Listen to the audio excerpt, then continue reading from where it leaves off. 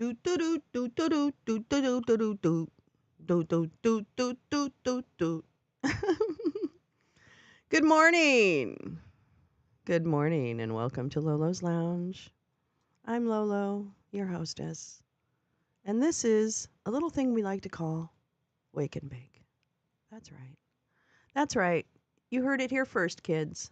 Wake and Bake. No, you didn't. It's been around for a long time. I'm just kidding. Good morning.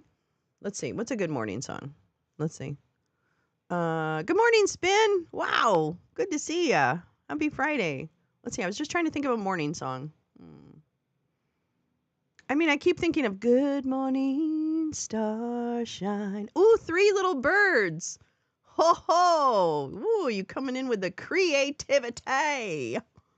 Arr. Let me get some.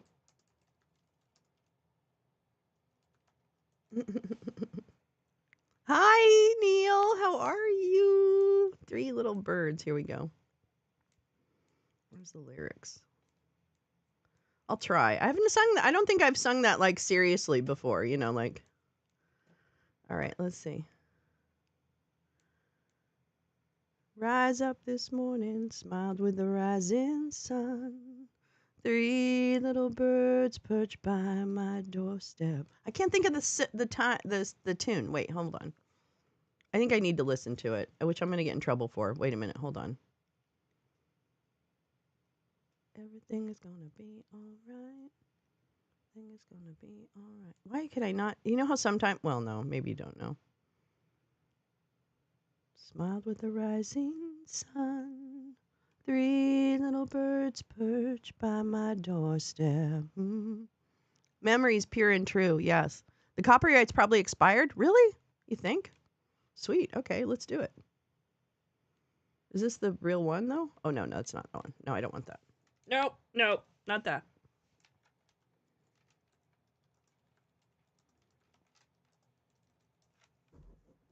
Sometimes I can't even get the fucking... Oh, here we go.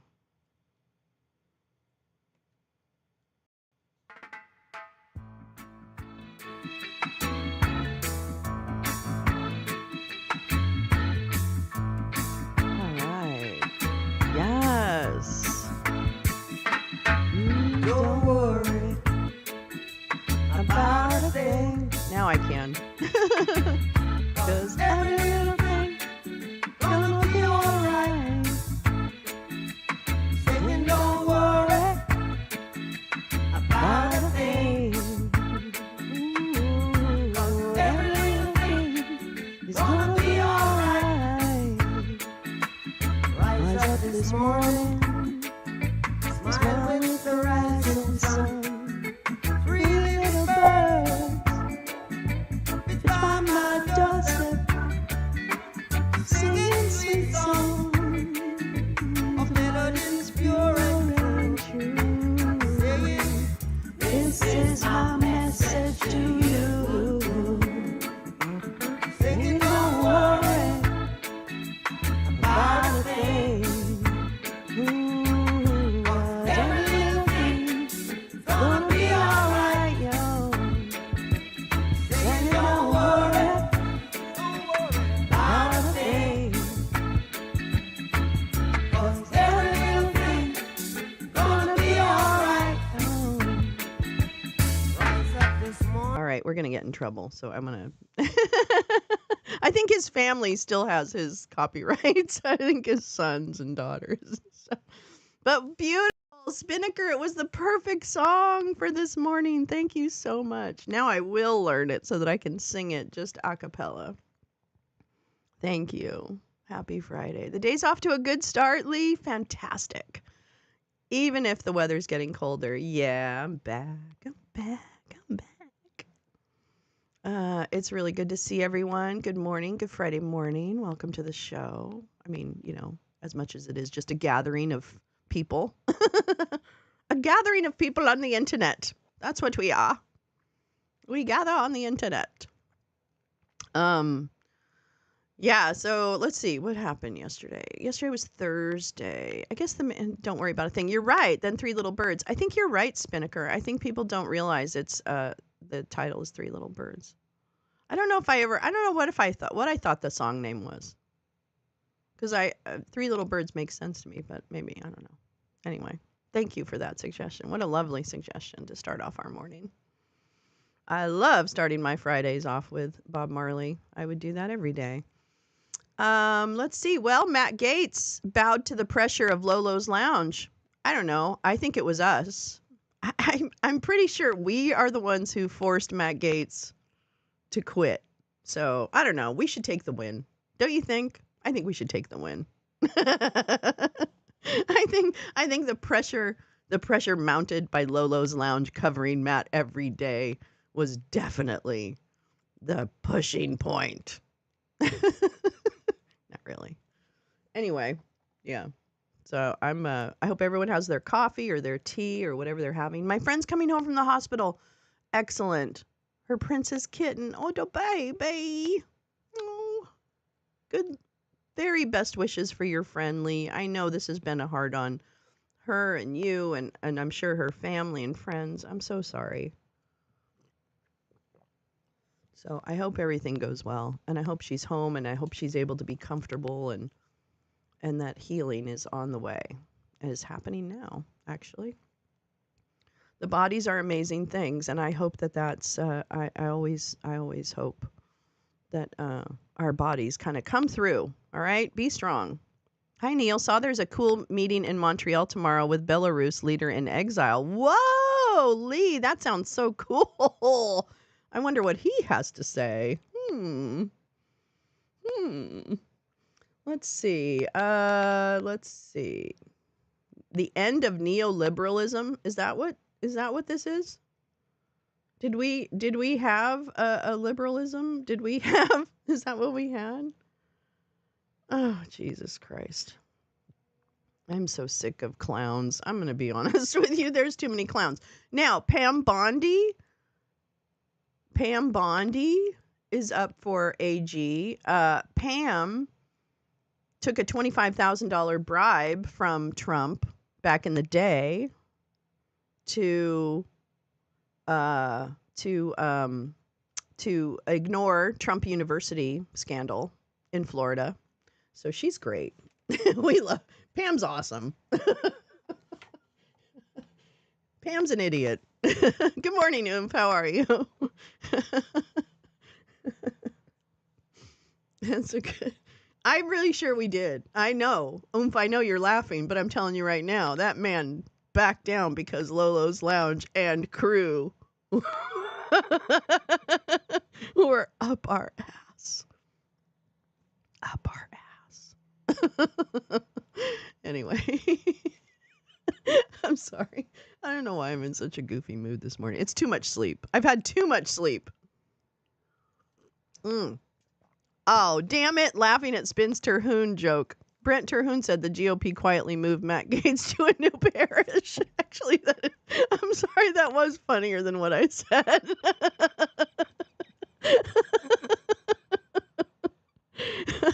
Okay, fine.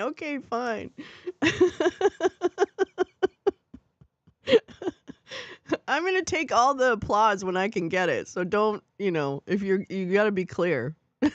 Morning, friends. Hi, butterflies. How are you? Good to see you, darling. Oh, my goodness gracious. Yes, well, he's moved to another parish, but we have Pam Bondi. I'm telling you right now, they cannot find one clean person to put in that fucking position. They are not going to find one clean motherfucker to put in any one of these positions. It's going to be a constant, oh, Oh, thanks. Oh, I'm glad I'm laughing. Of course he's going to give Matt Gaetz another job. I mean, for real. He's definitely going to give him another job. Come on now. That's ridiculous. Like we're not rid of Matt Gaetz. Oh boy. Oh, that was a close one. No, there's just no way. There's no way around that. Oh my God. All right. Shit. I don't know if I have a bunch of stuff for this morning. This might be just a chill. Let me see what I've got. Let me see what I've got on my list of things. Gal Suburban, good morning. Good morning, gal. What's watch later? What do I have there? Oh, no, that's not it. Wow, I really have been slacking on the bookmarks here. What the heck? Tagged Lolo on the bird with the Montreal info. Perfect. Thank you, Lee. Thank you, Lee. I will share it. Bookmarks. Wake and bake. Oh, here we go. Well, I have a story pulled up. I'm so clever. You guys, I'm so clever. I really do plan. That Brett Terhune is the funniest guy. He's worth following. And he tricked Charlie Kirk into believing he was the guy that drove Garbage Force 1. I've heard of Brent Terhune, but I haven't watched. I don't think I've watched a lot, so obviously I need to catch it. All right, I'll check it out. That's pretty funny. All right, I have lots of Pam Bondi stuff this morning, actually. So there you go. What's this? What's this? The full police report. What's that? What did I pull up? Oh, on Pate Hegseth. All right. Okay. Those are my bookmarks. I don't have too much this morning, actually. He's hilarious. Well, what's the matter with me? What's the matter with me? Okay. And actually, I should look up your stuff on Pam. My God, Florida's gal. Okay, if you want to know anything about Florida assholes, I've sent you his stuff before. You probably, I recognize the name, but I just don't, I'm not connecting him with like a face or something. Saw another good line about Gaetz. Headline, Gaetz is not ready for big leagues. Goes back to minors. Stop. Gal, I don't know if you caught this, but in the beginning of the show, I pretty much said that Lolo's Lounge, us, are the reason that Matt had to drop out. We basically put so much pressure on him from Lolo's Lounge that he had to drop out. So that's the win that I'm taking for us.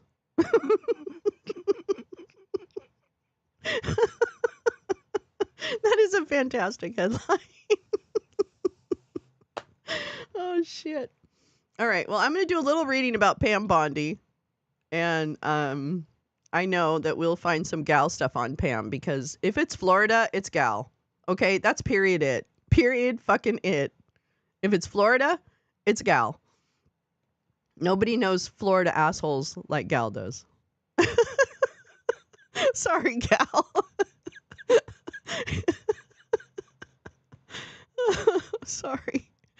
Oh, shit. Oh, my God. All right, here we go. Let's see. Here's the first article. The first article I pulled up yesterday. Oh, my God. Hold on. Let me see. Where's the one thing? Also, yes, Lolo's Lounge took down Gaetz. Gaetz got Lolo. He got lounged, because this was a collective. This wasn't a Lolo thing. This was a lounge thing. So I'm going to say he's got lounged.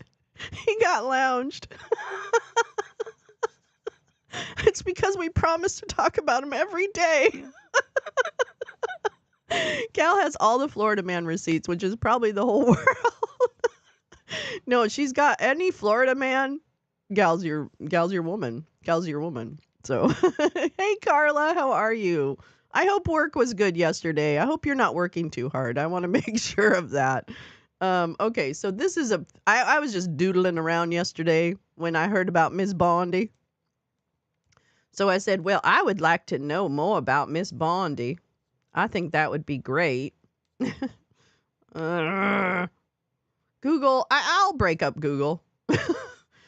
Bondi. This is from, let's see, Politico. When is it from?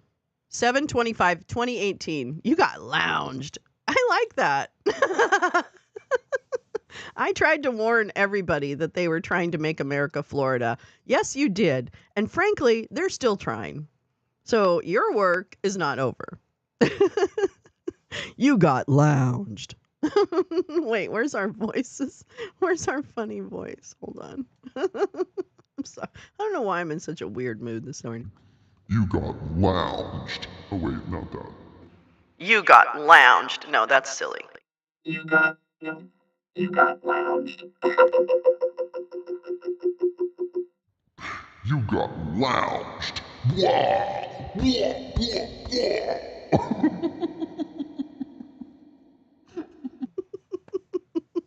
Baby voice. You got lounged. Blah, blah, blah, blah, blah, blah, blah. We got you. Blah, blah. We got you. Blah, blah, blah, blah. You got lounged. Blah, blah. Blah, blah, blah, blah, blah. Blah, blah. You got lounged. Blah, blah, blah. Blah, blah, blah, blah, blah, blah. Blah, blah. Take that, Maddie Gaetz.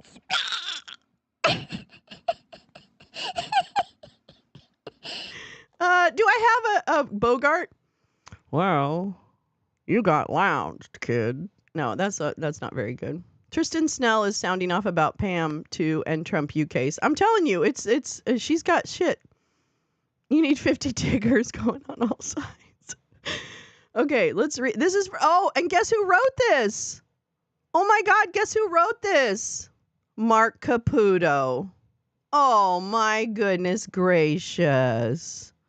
Little compromised Marky Caputo. I think if Marc Caputo is there's two Marc Caputos, right?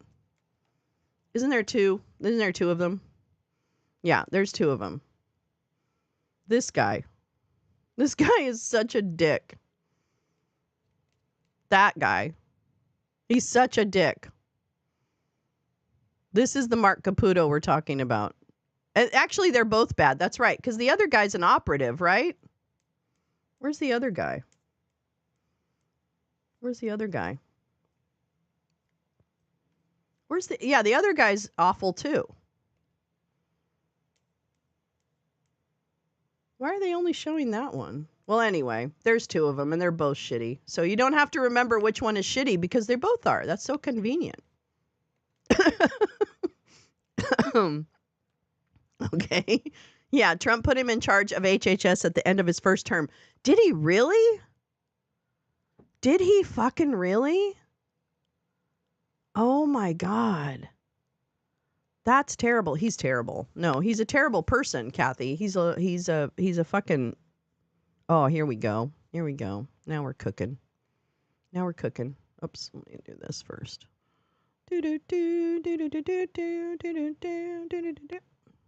Where am I? Oh. There. Let me go here. Fix my Twitter. What? My Twitter's fine. Okay, fine. There we go. And this is what we got.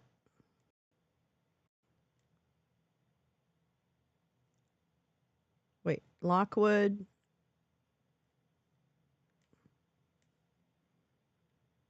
Is this...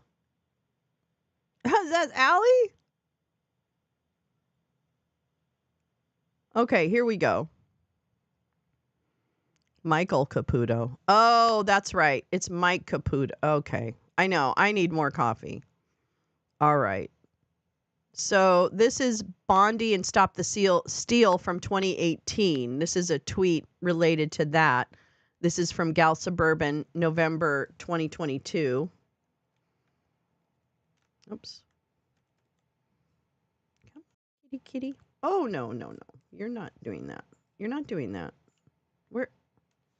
Oh my God. Is this? Oh, this is a mother of all threads. Wait, where did I end up? Should I just go through this whole thing? No. Oh, this is the 2018 thing. Where's Pam Bondi? Now I fucked up. Shit. Okay, hold on. Phil Rizzuto. Oh, that name sounds familiar too. Was he did he sell stuff on stuff? Neil Cavuto? Phil Rizzuto? Mike Caputo? Stop it. You guys are cracking me up. Okay, now I screwed up. Hold on. I got to try this again. Wait, where did we go? Where's the Pam Bondi? Oh, here we go. Pam Bondi and Stop the Steal. This will take me to the link. Okay. All right, here we. Oh, see, it fucking moves me around. It starts on the tweet you. Okay, never mind. You don't need to know that. Hold on, I'll fucking find it. Fuck, man. I fucking hate.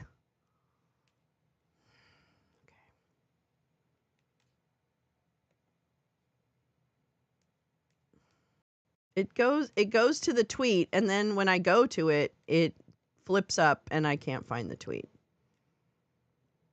Fuck me. Okay, here we go. I'm just gonna do this. We'll start here. Found a few tweets using Stop the Steal Menudo. Kushner, yeah. I mean, Pam's probably I actually would have thought Pam would have been a likely pick. She helped him a lot. Scooter, yeah. Here we go. Okay. Let me make this a little bigger. All right. Found a few tweets. This is from 2022. I know. Mickey Dogs Pluto. You guys are really funny. Now I'm trying to think really fast of a rhyme, but I can't. And I'm really mad at myself because I can't think of a rhyme for that. Damn it. Found a few tweets using Stop the Steal Florida, including this one, which is attached to a now-removed TeaParty.org article regarding Ali Alexander, my buddy, and Pam Bondi. I found the archive. See next tweet. I'm noting the followers because of their consistent involvement, including in January 6th. Let's see. So we've got this. Stop the Steal Florida. A California New York Yankees fan. Florida AG Pam Bondi steps in, sends warning letters to Florida Secretary of State and Florida Department of Law Enforcement Commissioner. Woo, Democrats are dangerous. Liberalism is a mental disorder. Well, that's how am I supposed to argue against that? Like, that seems mean. Because I want other people to have rights? I still don't get that.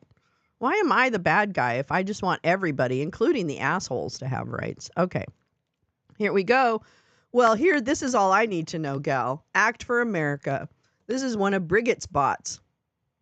So, Brigitte, what the fuck's her name? Anyway, I can't remember. Anyway, Act for America is actually Act Against America, and it basically pushes disinformation through hundreds, probably of thousands, maybe, accounts that Bridget Gabriel, that's right. Bridget Gabriel, who's the head of Act Against America, which is what I call it, but it's Act for America. And she basically is an I look at her as someone who gets like this bot ground game going. I'm sure she does other things and other people know more about her, but she, to me, has been behind Act for America, which is where most of the interaction on Twitter gets really nasty, is when you have these accounts that are linked to, that are followed by Act for America. And frankly, I think they're a combination of fake engagement, bots, and a whole bunch of other things. So anyway, yeah, she's a bitch. And then, Garland Favorito, who follows Gal Suburban. That's right. Garland Favorito from Georgia does not like Gal Suburban.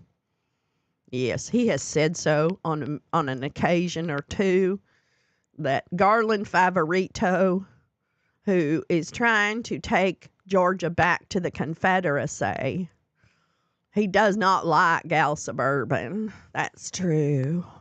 And there's Chanel Rion, another Russian asset. Act for America, stupid. Life News, don't know, but I'm sure. Oh, it's pro-life news. Well, that's dumb.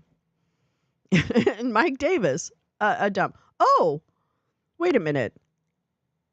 Article 3 project at the IAP. Oh, what an interesting group to tag. That's very interesting. Pam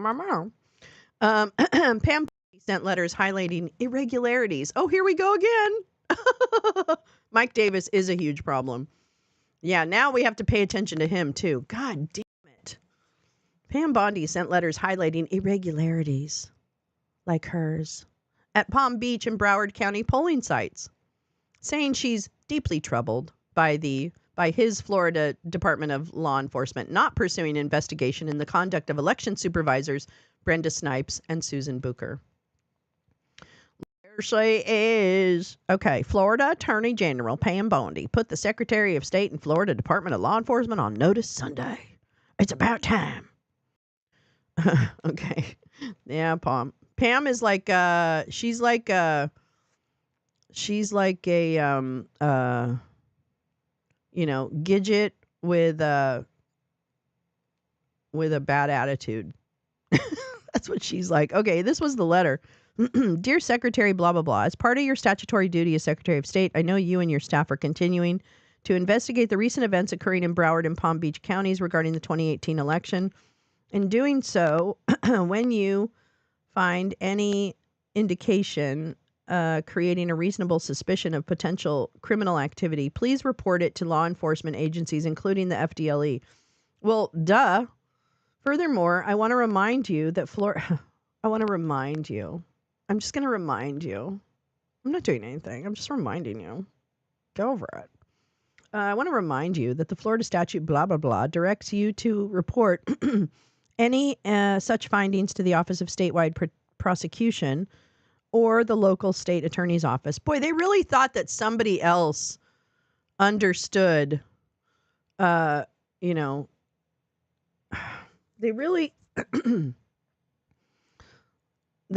thought, or at least they tried to portray, that the leftists are the ones cheating. And literally every time it would end up being someone on the other side. I just can't, I can't even get over the law of numbers in this game. The numbers in this game just never add up. Furthermore, okay, reminding you, I realize that you're not a prosecutor nor an attorney. I am formally requesting that you report any reasonable suspicion of criminal activity. What? Why wouldn't he? Why does she need to send this letter? No, I'm not reading that. I'm not reading that. She sends letters. Okay, stop the steal. Let's see. It's probably a quote. It's probably happening everywhere. The unions are offsite, filling out provisional ballots, even while I was there. Thank God for the clusterfuck that is Florida. So without public attention, without tweets, without news, protests, donors. Do you even math, bro? He's my buddy. So I think we just uncovered something very scary. Very, very, very scary. And now it's clear that it's so methodical that it is probably happening elsewhere. It's probably happening everywhere. It's not. I really do believe that the unions are off-site with provisional ballots filling them out. I do believe. I really believe that if the Florida ballot was one page, the unions would have had enough time, even while I was there, to get away with stealing the election. Florida. We can thank God for his providence in the clusterfuck that is Florida, to be quite honest. Why?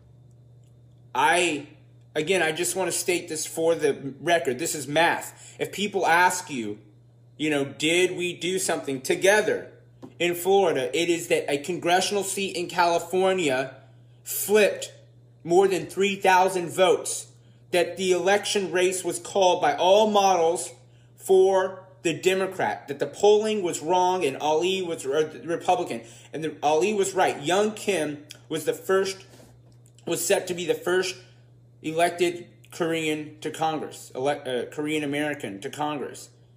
She's now lost by 3,000 votes and she's conceded. In Florida, they're telling us, a state that is 30, 40, 50 times larger than that congressional seat, only swung by 2,000 votes. That math does not check out. Yeah, it does. That math doesn't check out. This is how people vote. It doesn't check out at all. It does check out, you stupid fuck. So without that public attention, without the tweets, without the news coverage, without the protests, without the sweat, this guy without the small donors, porn. No big donor helped us. Not a single, big donor. I didn't have time to ask big donors for money. Men and boys to sext him. That's how crazy our schedule was. That's why he's in hiding. No one helped us. Because he's going to go to prison. If left up to the RNC, we would have just lost the Senate seat. It actually isn't even about. He's not even going to go to prison. It's not even a speculation for anymore. all the shit he's done. It was he's going to go to prison. Compelling argument for us to make. He wants to have sex with kids. But now, as of this morning, that's why he's going to go to prison because of that. That the numbers moved to an improbable degree. Under, not over, under. And now it's all fake. It's all fake. No, it's not. And it's something that is 30, 40, 50 times smaller than it, moved 2 times larger than it. I don't even know what that means. Do you even math, bro? Do you even math, bro? Do you even math, bro? So the Republic, he's probably actually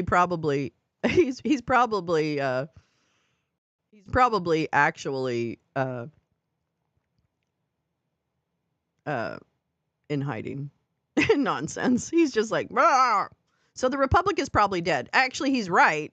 Elections aren't real. Well, Dems are cheating. Well, if we're cheating, we've done a terrible job of it, okay? An absolutely god-awful job of cheating. What is wrong? Democrats, we're going to have a meeting about our cheating, okay? Because we really cheated badly this time. I was at the stop sign cracking up at your Garland Favorito accent. And it's how he talks. It's how he talks, Lee. I'm not making it up. That is how Garland Favorito speaks to people. The enemy is too strong and too weak. What? Anyway, that demonstrates that Pam Bondi is in this crew with Gaetz Alexander. Yes, fuck yeah. All right, let's see what else we got here. I love it. And now, Michael Caputo. Not to be confused with Marc Caputo. But he's also an asshole. Here's Michael. This is the one I always think of. The one with the nose that you just want to I just want to stick my fingers up his nose and lift him by his nose. Do you know? I always think of Michael Caputo, and I think I want to stick my fingers up his nose, his nostrils, because he's nostrils too. And then I want to pick him up. And have his little feet dangling. I love it. Michael Caputo he's got a nose. He's got a pig nose. Yeah, he has a pig nose. Okay, I'm sorry. I'm going to make fun of him. I'm going to make fun of him, even though I wouldn't. Normally, I'm gonna. All right, let's see. Here's, this is Christina Pushaw. Oh, this is this bitch is really incredible. Oh, this is the Caputo who Roger Stone threatened to kill his dog.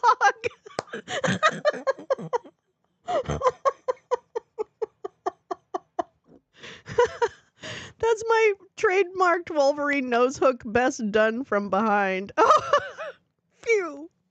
I'm going to get him. One of these days, I'm going to stick my fingers up his nose. No, I'm not going to make the jump. I'm burned out. Yep, Lee, I hear you. I feel it. I feel it, girl. I'll find you and I are together. We don't need social media to find each other. That's for sure. So, all right. So this is Michael Caputo, the nose guy. And that's Christina Pushaw, who's a criminal. And who's this? Might have been Randy Credico. My brain is tired. I know, I can't remember. So she also shows up in Michael Caputo's book. This is Christina Pushaw. The Ukraine Hoax, How Decades of Corruption in the Former Soviet Republic Led to Trump's Phony Impeachment. So that's Michael Caputo. Yeah, there's 2 of them. There's 2 shitheads, both named Caputo. All right, let's see. Let me go. Oh, you had another link. This might be up your alley. Foreign agents and American nonprofits. Oh, interesting. Let us see what is happening. American Affairs. Well, this is my, I have not even read this, so you can't tell me. All right, good. I'm going to read it. It's going to let me. All right. I need to light a joint. What the hell? Christina Pushaw sounds like a female villain name in Austin Powers. She is kind of a fembot. She looks like a fembot. You know those people in Casino Royale? Or I guess no, it was only in Mike Myers' movie, whatever that was. Shag. Whatever that was, that movie where he shags people. I don't know. Whatever that movie is. That's the one. Yeah, she looks like that. She looks like a fembot. but not as attractive. And she's really evil. Like, she's legitimately evil. She's legitimately an evil person. And she was, isn't she Ron DeSantis's, or wasn't she his chief of staff gal? Now I can't remember exactly what her title was. Maybe she was just part of his circle. I don't know. Smoke weed every day. That's what I say. That's what I say.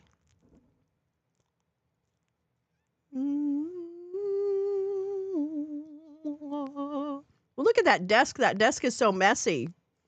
Oh my God, how does he even know what's on there? Look at that desk. Look at all these papers. My God. How embarrassing. Is that the picture you want to last forever? Foreign agents and American nonprofits. My favorite.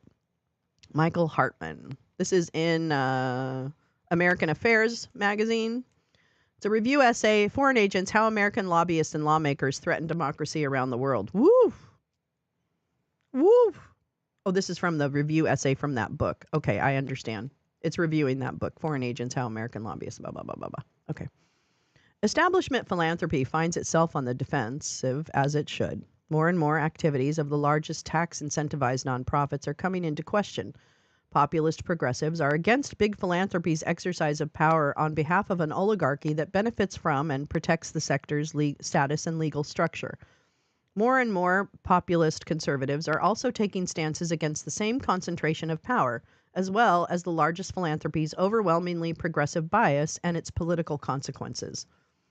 In theory, at least, progressives and conservatives could work in parallel, either separately or together, as unorthodox allies to check this subsidized grant-making power.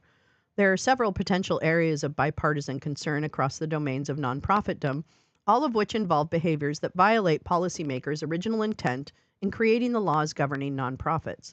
The solutions would likely involve clarifying the very definition of charity on which the sector's tax exemption is based and better enforcing its boundaries. Policymakers might well conclude that the more conditions should be attached to the benefit of tax exemption. Okay, I'm going to have a lot to say about this right now. So we'll continue. But I have very specific thoughts so far. Various nonprofit activities are already attracting closer scrutiny. Nonprofit hospitals that generate a lot of income and compete with non-exempt for-profit hospitals. Nonprofit colleges and universities with massive endowments that seem to prioritize income generation over other arguably more charitable activities. Nonprofit donor-advised funds that also seem more concerned with maximizing their assets under management and less focused on getting donations to actual working charities. Nonprofits, including private foundations, funding or participating in political activity, and foreign funding of nonprofits, including in higher education. Casey Michael's Foreign Agents, How American Lobbyists and Lawmakers Threaten Democracy Around the World explores that last item, the growing problem of foreign funding of U.S. nonprofits in order to exert political influence. Addressing this issue might be the best initial opportunity for cross-ideological bipartisan cooperation toward meaningful nonprofit sector reform, perhaps leading to broader, bolder efforts against big philanthropy and its increasingly stretched definitions of charity. Ooh, this could be really dangerous because the minute you start painting everybody with a brush, I think it's necessary to do that because I do feel like some charity work isn't really charity, and I have lots of thoughts anyway about nonprofit. But I ran how many? Let's see. I was a COO for I was a COO for 2 nonprofits, and I was an executive director for 1. And then I was in development work, so fundraising in others. But I did manage nonprofits, not large ones. I think the largest budget I ever managed was $8 million. So it wasn't like it was a huge nonprofit, but it was all the components of a nonprofit, right? So I feel like I've spent 22 years in nonprofit, and I think I know this area pretty well. But anyway. Michael directs the Human Rights Foundation's Combating Kleptocracy program. He previously wrote An American Kleptocracy, How the U.S. Created the World's Greatest Money Laundering Scheme in History. That sounds good. I kind of would like to read that. His latest, Foreign Agents, features 3 principal characters Ivy Lee, Paul Manafort, and the Foreign Agents Registration Act. American lobbyists Lee and Manafort, in practicing their elite influencing craft in different eras, each contributed to nothing less than the transformation of American industries, Michael writes. For each, the influence also came to include parts of the nonprofit sector. Their work made industries and tax-exempt nonprofits into platforms for foreign governments trying to upend and redirect American policy. Well, they didn't do that with my little nonprofits. I was always struggling for money. Lee is considered the founder of modern public relations industry. In the early 1900s, his many high-profile clients included members of the Rockefeller family, whom he assisted in setting up a philanthropic foundation. And Standard Oil. I'm not going to be able to smoke that. Okay, I'll come back to you. Don't worry. His primary task was to fend off negative publicity. Upton Sinclair, nicknamed Lee, who also defended large railroads, poison ivy. As Lee's celebrity grew, he started to work for foreign clients with an interest in improving their country's reputations in America, including among U.S. policymakers. He advised Benito Mussolini, the Soviet government, and a German conglomerate with close ties to the Nazi regime, among others. Manafort is better known today, a longtime Republican political consultant and lobbyist. He often worked for foreign leaders as well. In 2017, he was indicted on multiple charges arising from work he had done for Viktor Yanukovych in Ukraine before Yanukovych was overthrown in 2014. In dramatic detail, Michael's Foreign Agents paints unflattering pictures of Lee and Manafort. They are the book's antagonistic foreign agents. Yet the third central character in this book is not a person, Michael writes, but a piece of legislation, FARA. The book's FARA character is decidedly less plucky than Lee and Manafort. Statutes are rarely so swashbuckling, but Michael's study is informative nevertheless. Passed in 1938 in the wake of an aggressive congressional investigation of Lee's foreign-funded activities, FARA aimed at bringing transparency to the burgeoning world of foreign lobbying. According to Michael, FARA was the single most progressive piece of lobbying regulation the country had ever seen and would see for decades to come. FARA is the book's potential heroic protagonist, but, Michael argues, it's currently broken and needs reform. For 3/4 of a century following FARA's passage, Michael writes, it was all but forgotten and ignored, and that lack of enforcement ushered in an explosion of foreign agents who saturated Washington, all in the secret service of foreign benefactors around the world. FARA became the most disappointing, the most frustrating, and neglected piece of lobbying restrictions the nation had ever known. Perhaps relatedly, it may also be understudied by scholars. Legal scholarship on FARA is generally dated and has frequently been driven by student notes in law reviews, according to a 2020 Duke Law Journal article by Nick Robinson of the International Center for Not-for-Profit Law. Initially, FARA was geared toward one thing alone, propaganda, notes Michael. It did not ban foreign-funded propaganda efforts outright. It required disclosure of such efforts' funding sources to the Department of State. Items requiring disclosure included meetings held, contracts signed, payments, and publications related to any and all foreign funding. The State Department would organize and disclose that information to Congress and to the American people. Yes, that's what it is, Spin. They're from Austin Powers. The fembots. That's what she is. It took me a long time to get to that name of that movie. Okay. Or you got it for me. Never mind. Okay. By the early 1940s, just a few years after being introduced, however, FARA had already become effectively a dead letter, Michael observes. The State Department was either unable or unwilling to implement it effectively. To take just one data point, the State Department didn't even have resources to alphabetize the disclosures coming in, let alone track down any missing or suspect information. So, in 1942, authority for administering FARA was transferred to the Department of Justice. These reforms seemed to work at first, according to Michael, but over time it became clear that FARA was falling short of its promise.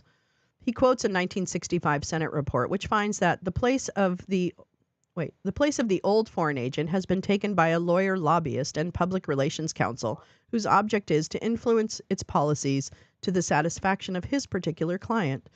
The report continues. The Constitution, which protects the right of citizens to petition their government, does not afford the same protection to the citizen who exercises that right at the direction of or in the interests of a foreign principal. Not only does he no longer have the same protection of the Constitution, but he has also placed himself in a most sensitive position between his own government institutions and a foreign principal. In 1966, a still dissatisfied Congress amended FARA. Rather than center on propaganda, FARA would now focus on something called political activities, Michael explains. Undisclosed foreign funding of political and politically adjacent activity was considered particularly corrosive of the American political system. The applicability of FARA's registration and disclosure requirements was broadened to include work for foreign regimes, companies, and politicians by domestic public relations councils, publicity agents, political consultants, and what Michael calls the lawyer lobbyists suddenly sniffing around Washington. There were many exceptions to the requirements, though, and they would only grow more glaring in the years to come. Such exceptions included, for instance, foreign-owned news organizations, diplomats, those engaged in private and non-political activities like scholarly researchers and scientists, and lawyers acting in the course of legal representation. Moreover, Michael notes there was no additional resources given by Congress to DOJ to perform its administrative responsibilities, including to monitor the exceptions. As a result, dead letter under enforcement of FARA continued in the following decades, as documented in General Accounting Office reports in 74, 80, and 90. Since enactment of the 1966 amendments, the department has not adequately monitored foreign agents' activities, nor adequately enforced the Act and related regulations. The 1974 report found. The 1980 and 1990 GAO reports came to the same basic conclusions. Once again, Michael concludes FARA became more and more of a forgotten entity. Well, they found it. By the end of the Cold War, fully half a century after FARA promised to finally shine light on the foreign lobbying and foreign influence campaigns targeting Americans, FARA was little more than a shell of its former self, Michael writes. It was an afterthought, a backwater, something the DOJ rarely considered, let alone enforced. Few were even familiar with the FARA or why successfully implementing and enforcing it would actually matter. Well, now it does. In 2014, as Michael surmises in Foreign Agents, private reports from the Protection Government Oversight, POGO, what a great name, and Sunlight Foundation also found the implementation of the Foreign Agents Registration Act to be far from its congressional intent, despite further amendments. We found a pattern of lax enforcement of FARA requirements by the Justice Department, the POGO report said, adding that the office responsible for administering the law is a record-keeping mess. The Sunlight Foundation's report bemoaned the extremely poor quality of FARA filings, which were often gibberish. It's terrible. This is terrible. This is depressing. Spurred by some policymakers' interest in the wake of these sobering private analyses, DOJ's Inspector General conducted an audit of its own. The first time U.S. officials had examined foreign lobbying regulations in decades, since the waning days of the Cold War, according to Michael. The IG released its report in 2016, acknowledging that its findings and recommendations mirrored those of the GAO, POGO, and Sunlight reports. One difficulty, according to the IG's 2016 report, relates to the breadth and scope of existing exemptions to the FARA registration requirement and determining whether activities performed by certain groups, such as think tanks, non-governmental organizations, university and college campus groups, foreign media entities, and grassroots organizations that may receive funding from foreign governments fall within or outside those exemptions.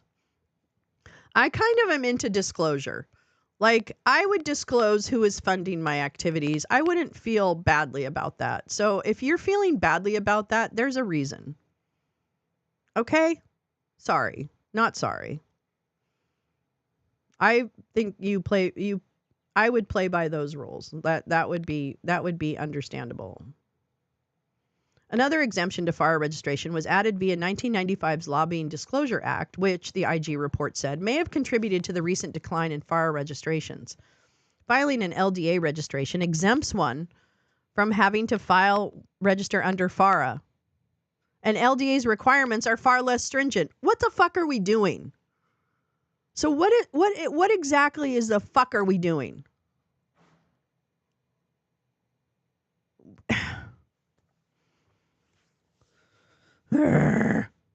Filing an LDA exempts one from having to register under FARA, and LDA's requirements are far less stringent. LDA gutted FARA even further, as Michael starkly puts it.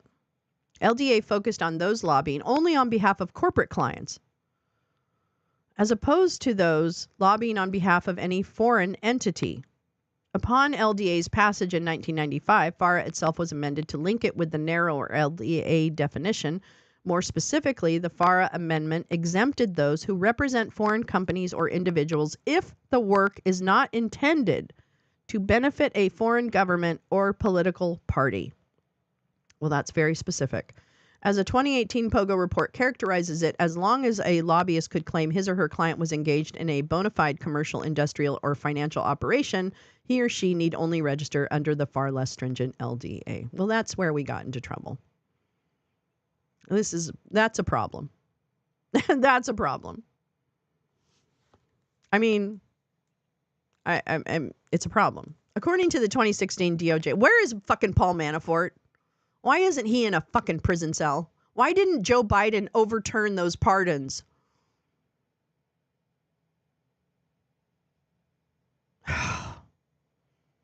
Why do we work so hard when people who are in power and can actually do something about it won't do anything to help us? I'm getting angry. According to the 2016 DOJ IG report, post-LDA FARA registrations declined by nearly 2/3, an unprecedented collapse never before seen in FARA's history, Michael observes. And not one fucking story about it. Not one fucking journalist covered this. Not one. Fuck you, media. Fuck you. Do better. I'm sorry. I don't care. You chose the hard job. I didn't. Do better. Ugh. He writes, American legislators apparently missed the memo, but foreign lobbyists, their clients, didn't. Suddenly, rather than having lobbyists spinning foreign corporations register with FARA, they could hop over to the skeletal LDA and still be following the law. Legislators, who were hardly enforcing lobbying regulations anyway, had suddenly created a loophole that entire regimes could now barge through. Since 2015, however, just before the IG report, prominent FARA lawyers have noted an uptick in its enforcement. This stage in enforcement is manifest not only in the increase in criminal prosecutions for FARA violations, but also in more aggressive day-to-day administrative enforcement, according to a 2021 report on FARA by American Bar Association Task Force. Accordingly, heightened importance now attaches to compliance with FARA by companies, nonprofit institutions, and others whose activities come within the scope of FARA. In 2022 and 23 alone, FARA registrants reported $14.3 million in political contributions and nearly 130,000 political activities, according to a 2024 Quincy Institute report. Perhaps of particular note, in 2023, Newsweek reported on hundreds of thousands of dollars in donations to leading New York politicians by dozens of U.S.-based community groups and their leaders with ties to the United Front Work Department or to a wider United Front system operated globally by the Chinese Communist Party. Yes, we've seen the United Front in action in D.C. United Front blah, blah, blah reports directly to the Central Committee of the CCP, Newsweek makes clear. Although only part of foreign agents, many instances of wrongdoing involving FARA and its lax enforcement implicate the nonprofit sector. The book presents some of these that have previously been uncovered and, to the small degree possible, cataloged elsewhere.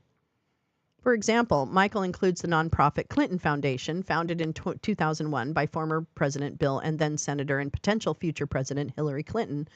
Rather than limit accepted donations to Democratic allies, rather than turn away funds linked to some of the most repulsive regimes on the planet, according to Michael, the Clinton Foundation time and time again welcomed all manner of kleptocratic dictatorial wealth. Funds that would, in any other context, be considered dirty were routinely spun through the Clinton Foundation, opening up untold doors in the process. These doors were opened for, among others, Ukrainian oligarch Viktor Pinchuk, Kazakhstani oligarch Kenis Rakishev, a company overseen by Russian oligarch Viktor Vekselberg, and Nigerian billionaire Gilbert Shagori. In 2009, Hillary Clinton became Secretary of State. Michael describes a 2013 congressional trip to Azerbaijan, funded by a pair of American nonprofits, which, as later investigations would uncover, were little more than fronts for the Azeri regime itself. The nonprofits were cutouts in order to whitewash Azerbaijan's ruling dictator. Many of the House members who were on the trip, Michael notes, subsequently called for closer ties between the U.S. and Azerbaijan. Some noted that Azerbaijan can be exempted from certain sanctions that otherwise would have been applied. The incident became high profile mostly because of its brazenness, but this wasn't the first time that nonprofits had been involved in funding schemes for these kinds of congressional trips, he also notes. That's true. Actually, I've seen large nonprofits, not congressional trips, but they take donor trips. You know, if you're a donor or you're a potential donor, there are nonprofits that will take you to the site, you know, like, so that's not abnormal, but I mean, I guess this seems a little more untoward. But this wasn't the first time. Okay. Let's see. As Michael chronicles, the nonprofit Atlantic Council. See, I would argue that some of these are not nonprofits. The nonprofit Brookings Institution and the nonprofit Center for American Progress have raised substantial financial support from international sources. These sources include Azerbaijan, Bahrain, Kuwait, Qatar, Saudi Arabia, and the United Arab Emirates. As the policymakers who originally created FARA believed at the time, such support is at least worth knowing about, relevant to, though not dispositive of, any fair and complete evaluation of these influential institutions' work product. Many nonprofit elite institutions of higher education in America receive support from foreign sources as well, meriting mention in foreign agents. These colleges and universities include Boston University, Georgetown, Harvard, Johns Hopkins, the Massachusetts MIT, Northwestern, Stanford, and Yale. The foreign sources have included China, Qatar, Saudi Arabia, Turkey, Uganda, and the United Arab Emirates, and Vietnam. Again, worth knowing. With respect to nonprofits, the decades-long non-enforcement of FARA is compounded and comparable to the equally under-enforced or simply unenforced Internal Revenue Code provisions attaching certain conditions to tax exemption for nonprofit groups. These include the situation that exempt charities agree not to engage in specific political activities. Michael uses the same term in foreign agents when describing the 1966 amendments to refocus FARA. Yeah, if you're taking Congress people, that's a political activity, and you cannot do that under the standard 501c3. You cannot lobby. You cannot do those types of things. Those are specifically for another section of the 501 code. So you have to be registered under that code as well in order to engage in those activities. So it's actually, it's pretty easy to do. It's pretty easy to avoid. Not that hard, actually. I don't know. I'm on top chat. Damn. There you go. My health insurer is a nonprofit. Yeah, right.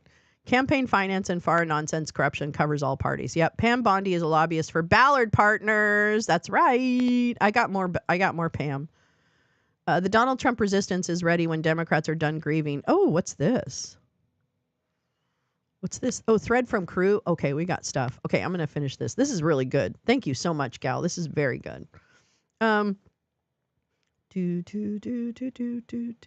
1954, according to the Code's Section 501c3, a charitable nonprofit foundation or religious organization may not participate in or intervene in, including the publishing or distributing of statements, any political campaign on behalf of or in opposition to any candidate for public office. The language is known as the Johnson Amendment, since proposed by then Senator Lyndon Johnson of Texas. The regulation of nonprofits was more systematically codified by certain provisions of the 1969 Tax Reform Act, still the foundational piece of legislation governing nonprofits today. The 1969 Act has been characterized as a grand bargain between government and philanthropy in a recent book by law professors Dana Brackman Reiser and Stephen A. Dean. The bargain's terms include the conditions attached to the preferred tax status benefiting philanthropy and all nonprofitdom. Brackman, Reiser, and Dean suggest that this bargain is essentially broken too and in need of reform. Many of the 1969 Act's important provisions, including those originally intended to define charitable activity, are and have been essentially unenforced. Leading up to the grand bargain of the 1969 Act, Congress grew concerned with partisan, in fact candidate-specific, political activity, particularly that funded by the Ford Foundation. Private foundations had become increasingly active in political and legislative activities, according to the General Explanation of the Tax Reform Act of 1969, prepared by the staff of the Joint Committee on Internal Revenue Taxation. It continues. Michael Casey knows his kleptocrats. I came across him when I was digging into Joel Greenberg's Keith Ingersoll because of his fake crypto coin with Mikhail Margulis, who predicted his own death. I remember that too. They walked us right into Project 2025. In several instances called to Congress's attention, funds were spent in ways clearly designed to favor certain candidates. In some cases, this was done by financing registration campaigns in certain areas. Congress determined that a tax should be imposed upon expenditures by a private foundation for activities that should not be carried on by exempt organizations such as lobbying, electioneering, and grassroots campaigning. In general, the Congress's decisions reflect the concept that private foundations are stewards of public trusts, and their assets are no longer in the same status as the assets of individuals who may dispose of their own money in any lawful way they see fit. The Act forbids private foundations to spend money for lobbying, electioneering, unless certain standards are met, and this includes voter registration drives, and for any purpose other than the exempt purposes of private foundations. Any improper expenditure is subject to tax.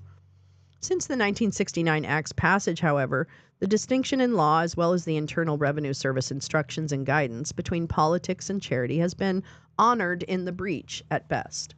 At worst, it's widely considered, well, something of a joke.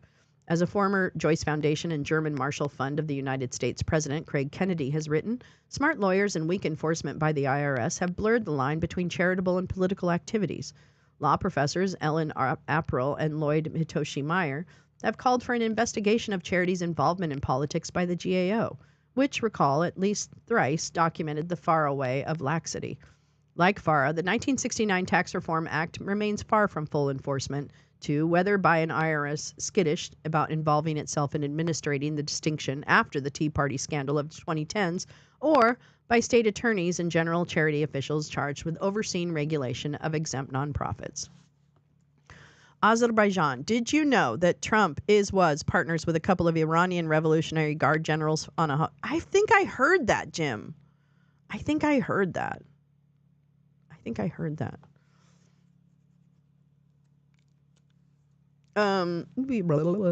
Freezing. Okay. Furthermore, just as the Lobbying Disclosure Act was either purposely intended as a workaround of FARA or somehow just inadvertently became one, the rise of donor-advised funds is serving the same function for some of the 1969 Tax Reform's Act requirements. I hate donor-advised funds, okay?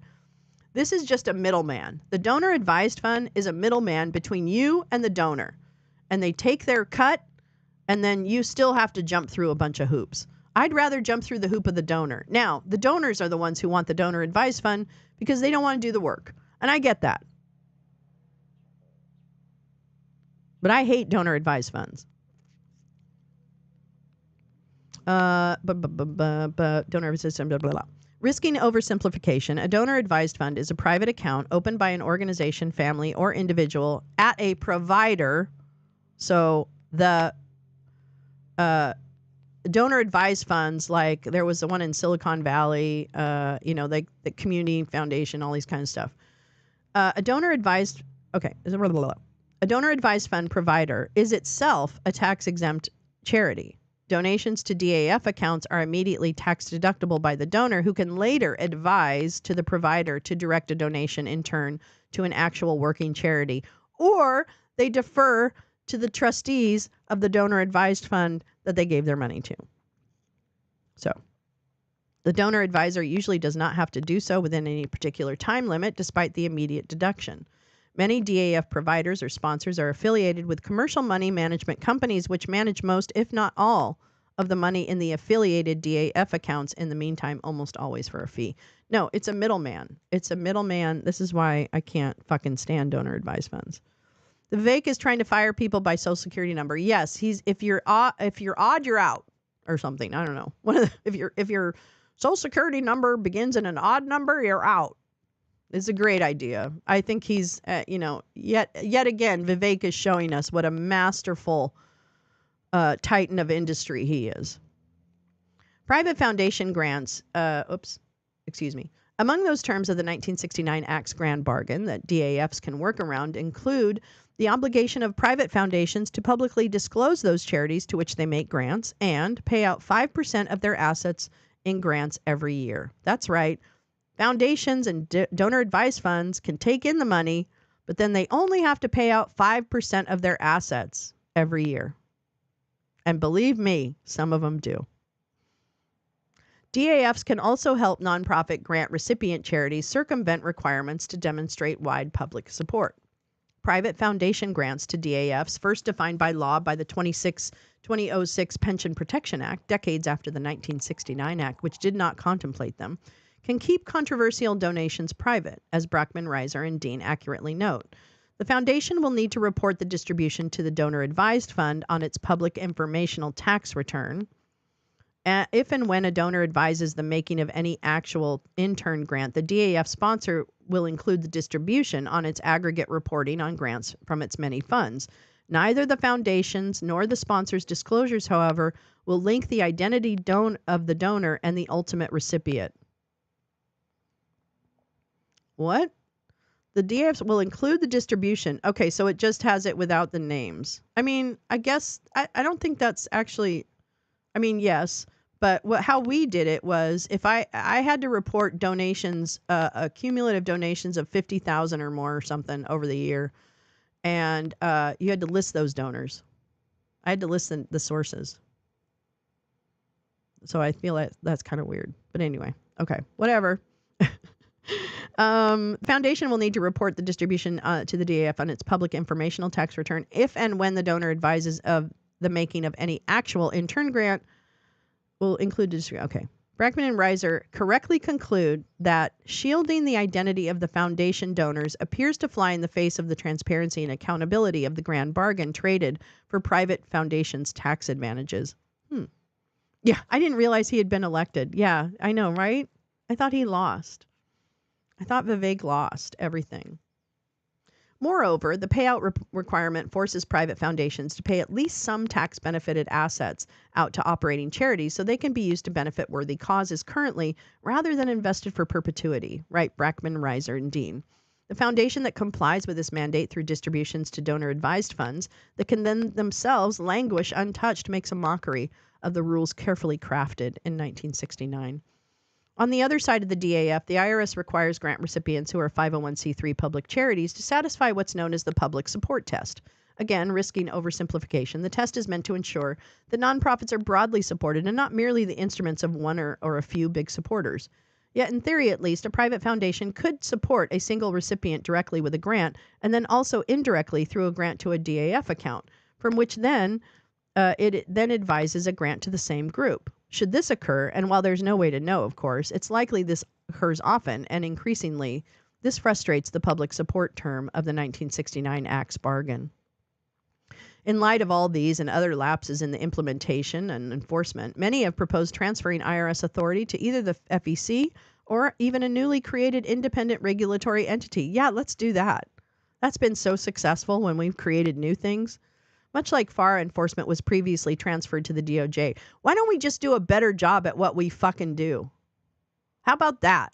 How about y'all do a better fucking job of what you do? This is not impossible. Oh, this makes me mad. For example, Mark Owens, former head of the IRS IRS exempt organization division, has long been recommended a new public-private body molded on the Financial Industry Regulation Authority, like FINRA, okay, which regulates security firms and is overseen by the SEC. Okay, FINRA is a thing. FINRA, as when I was a stockbroker, okay, FINRA has a record of me as a stockbroker, and it follows me around from firm to firm, you know, like it's the thing. I don't know why we need another body to manage nonprofits, okay? I think we need to, this is ridiculous to me. God, you know what? I'm so sick of it because as a person who was a nonprofit person, I just fucking, oh, it's canceled. Shit. I was basically, oh, never mind. I can't. What? Trump sentencing in New York is canceled indefinitely. All right. We don't have a... It all went to shit somehow. Like, when did it go to shit? My realtor used to use for FINRA. Oh, FINRA. FINRA is a federal agency that oversees brokers and shit. Yeah. I mean, basically, they did it, you guys. They took over. Why are we fooling ourselves? Why are we fooling ourselves? They took over. They took over. It's done. It's all done. I'm sorry. I hope to God we can regain the experiment of democracy. I'm not sure where it's going to go. Not sure where it's going to go. All right. Well, I'm going to go ahead and link the rest of this because I know it's more interesting to me as a nonprofit person than it might be for you. But I'm going to go ahead and link that so that you'll be able to read the rest of it. But we've got other things. We got breaking news. Guys.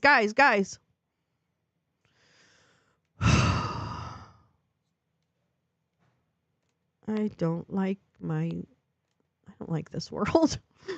I just want to be happier. If I'm going to have to be sad, can I have something in my personal life that like makes me like gives me joy? Could I have Sam Elliott come and start flirting with me and us be like boyfriend and girlfriend so that I have some joy in my life outside of this? Please. Thank you. I'm just asking.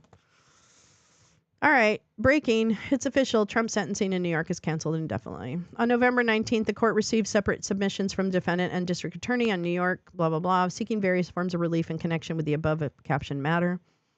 Hereby ordered defendant's request for leave to file a motion to dismiss pursuant to criminal procedure is granted, and further ordered that the joint request for a motion schedule is granted. Defendant's motion is due by the close of business Monday, blah, blah, blah. People's response, The court will not accept reply briefs. It's further ordered that the application to stay decisions on defendant's CPL motion is granted pending receipt of the papers from all parties. Ordered the joint application for stay of sentencing is granted to the extent that the November 26, 2024 date is adjourned. Yeah. Is it too childish to throw stuff occasionally? No. It's not. I will come and visit you. I will come and visit you. I don't know. Throw it all. Throw it all. Throw as much as you can. I just want people to have a good life. You know, like it's not about me. It's not, I mean, it is about me because it's about everybody, but it's like, I just don't understand why we did this. Why did we do this to ourselves? Why did we do this to ourselves? I don't get it. I don't get it.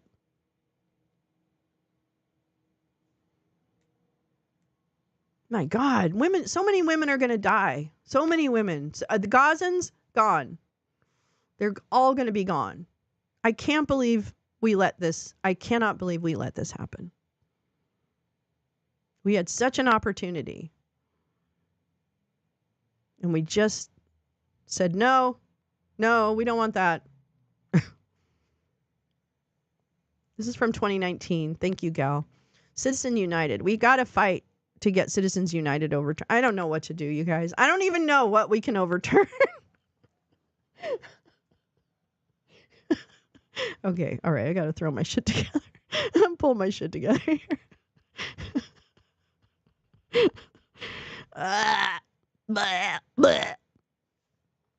All right. The 2010 Supreme Court decision further tilted political influence toward wealthy donors and corporations. January 21st, 2020 will mark a decade since the Supreme Court's ruling in Citizen United versus FEC in a controversial decision that reversed century-old campaign finance restrictions and enabled corporations and other outside groups to spend unlimited funds on elections. While wealthy donors, corporations, and special interest groups have long had an outsized influence in elections, that sway has dramatically expanded since Citizens United, with negative repercussions for American democracy and the fight against political corruption. A conservative nonprofit group called Citizens United challenged campaign finance rules after the FEC stopped it from promoting and airing a film criticizing presidential candidate Hillary Clinton too close to the presidential primaries. A 5-4 majority of the Supreme Court sided with Citizens United, ruling that corporations and other outside groups can spend unlimited money on elections. Kennedy. In the court's opinion, Justice Anthony Kennedy wrote that limiting independent political spending from corporations and other groups violates the First Amendment right to free speech. I didn't think corporations had rights.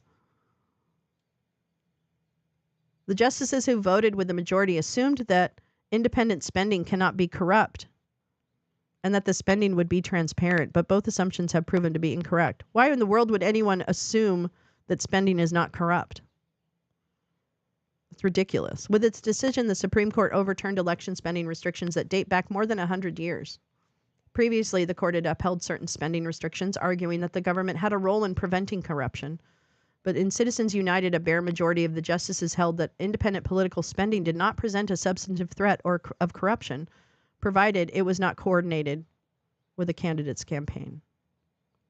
Oh, you mean like PACs? You mean like the America PAC, like Elmo's PAC? Not connected to a campaign? I guess he's a person. I don't get it. What about PACs? Where do they fall? As a result, corporations can now spend unlimited funds on campaign advertising if they are not formally coordinating with a candidate or political party. The ruling has ushered in massive increases in political spending from outside groups, dramatically expanding the already outsized political influence of wealthy donors, corporations, and special interest groups. In the immediate aftermath of the Citizens United decision, analysts focus much of their attention on how Supreme Court designated corporate spending on elections as free speech. But perhaps the most significant outcomes of Citizens United have been the creation of super PACs, there we go, which empower the wealthiest donors and the expansion of dark money through shadowy nonprofits that don't disclose their donors. A Brennan Center report by Daniel Weiner pointed out that a very small group of Americans now wield more power than at any time since Watergate, while many of the rest seem to be disengaging from politics. This is perhaps the most troubling result of Citizens United. In a time of historic wealth inequality, wrote Weiner, the decision has helped reinforce the growing sense that our democracy primarily serves the interest of the wealthy few, and that democratic participation for the vast majority of citizens is of relatively little value. An election system that is skewed heavily towards wealthy donors also sustains racial bias and reinforces the racial wealth gap. Citizens United also unleashed political spending from special interest groups. So these are PACs. That's a definition. For example, PACs are only... What? Wait a minute. Political action committees, or PACs, are organizations that raise and spend money for campaigns that support or oppose political candidates, legislation, or ballot initiatives. Traditional PACs are permitted to donate directly to a candidate's official campaign, but they are also subject to contribution limits, both in terms of what they can receive from individuals and what they can give to candidates. For examples, PACs are only permitted to contribute up to $5,000 per year to a candidate per election. What? Wait a minute. What? Then how does the America PAC get away with giving all their money to fucking Trump? What? How does that work? If it weren't for magic beans, I'd probably be in prison. More magic beans. Dude, we lived through the whole week. Oh, Oren, I'm going to get out of the bed and make coffee. Yeah, baby. Fuck that. Yeah. But there's super PACs and there's 501c4s. Yes, there are lobbying organizations. 501c4 is a lobbying nonprofit, basically, to keep it simple. Women's March. Oh, that's right. January 18th. Oh, fantastic. I'm in. Oh, let's do it. What are you doing? Uh-oh, we got a hairball. Hold on. I'm going to go to that too. Let me just make sure I've got through most of... Actually, I didn't. Okay, we're going to go... I'm going to link this too. This is an excellent article, by the way. It's a great primer for all things dark money. So this is a great primer. Thank you. Brennan Center is amazing. Are you okay? Are you okay, baby? Oh, my God. I had a menagerie because, Bobo's out of town. So I have a menagerie, and the dog came in last night. And so I had 2 cats and a dog sleeping in my little tiny bed with me. And I was trying to keep them all, separated. Because the cats like to sniff the dog. The dog's old. He gets really mad. He'll take I'll give him his little medicine. Poor baby. He's just too big. He's too big a boy. The hair but One of my cousins is an evil corp 501c4. Oh, God. Oh my God. All right. I'm going to go to the Ruth thing first, and then I'm going to go to the Women's March because I want to see that. Hold on. Fuck, man. Fuck, man. My 2023 essay on the International Tribe of Fake Populists, Trumpism is the U.S. equivalent. Ooh, hoo, hoo. Ooh, ooh, ooh, ooh. I love Ruth. God, Gal, you make these shows the best shows. Do you know that? You really do. The new wave of fake populists who serve elites while claiming to stand for the people. This is from 2023, November. Everything's November. Boy, people really like to write in November. Okay. La, la. Oh, actually, here's a recent conversation. Let's see if we can find that. Okay, an ad. Hold on. Boop, boop. For real, I'll try and find a photo of his sad face when he was on Ted Cruz Committee. Poor guy. No. Professor of history and a scholar of authoritarianism at New York University. And David Jolly, MSNBC political analyst and former Republican congressman who is no longer affiliated with the party.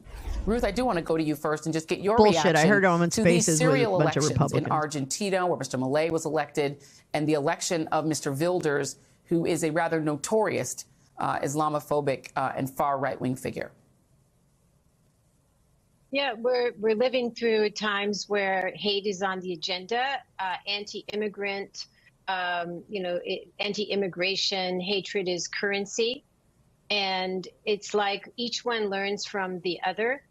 And we need to see the United States in perspective of this kind of transnational I don't think I will, because this is a different link. It's their YouTube channel that get me. Like Wilders, who, as you noted, is extremely violent against Islam and immigrants, and would like a total removal of immigrants. And we need to see this as related to what Trump wants. This was to do. November There's a reason 2023. He's always put immigration, from the very beginning, saying Mexicans were rapists. He's been kind of psychologically conditioning Americans to hate immigrants for many, many years.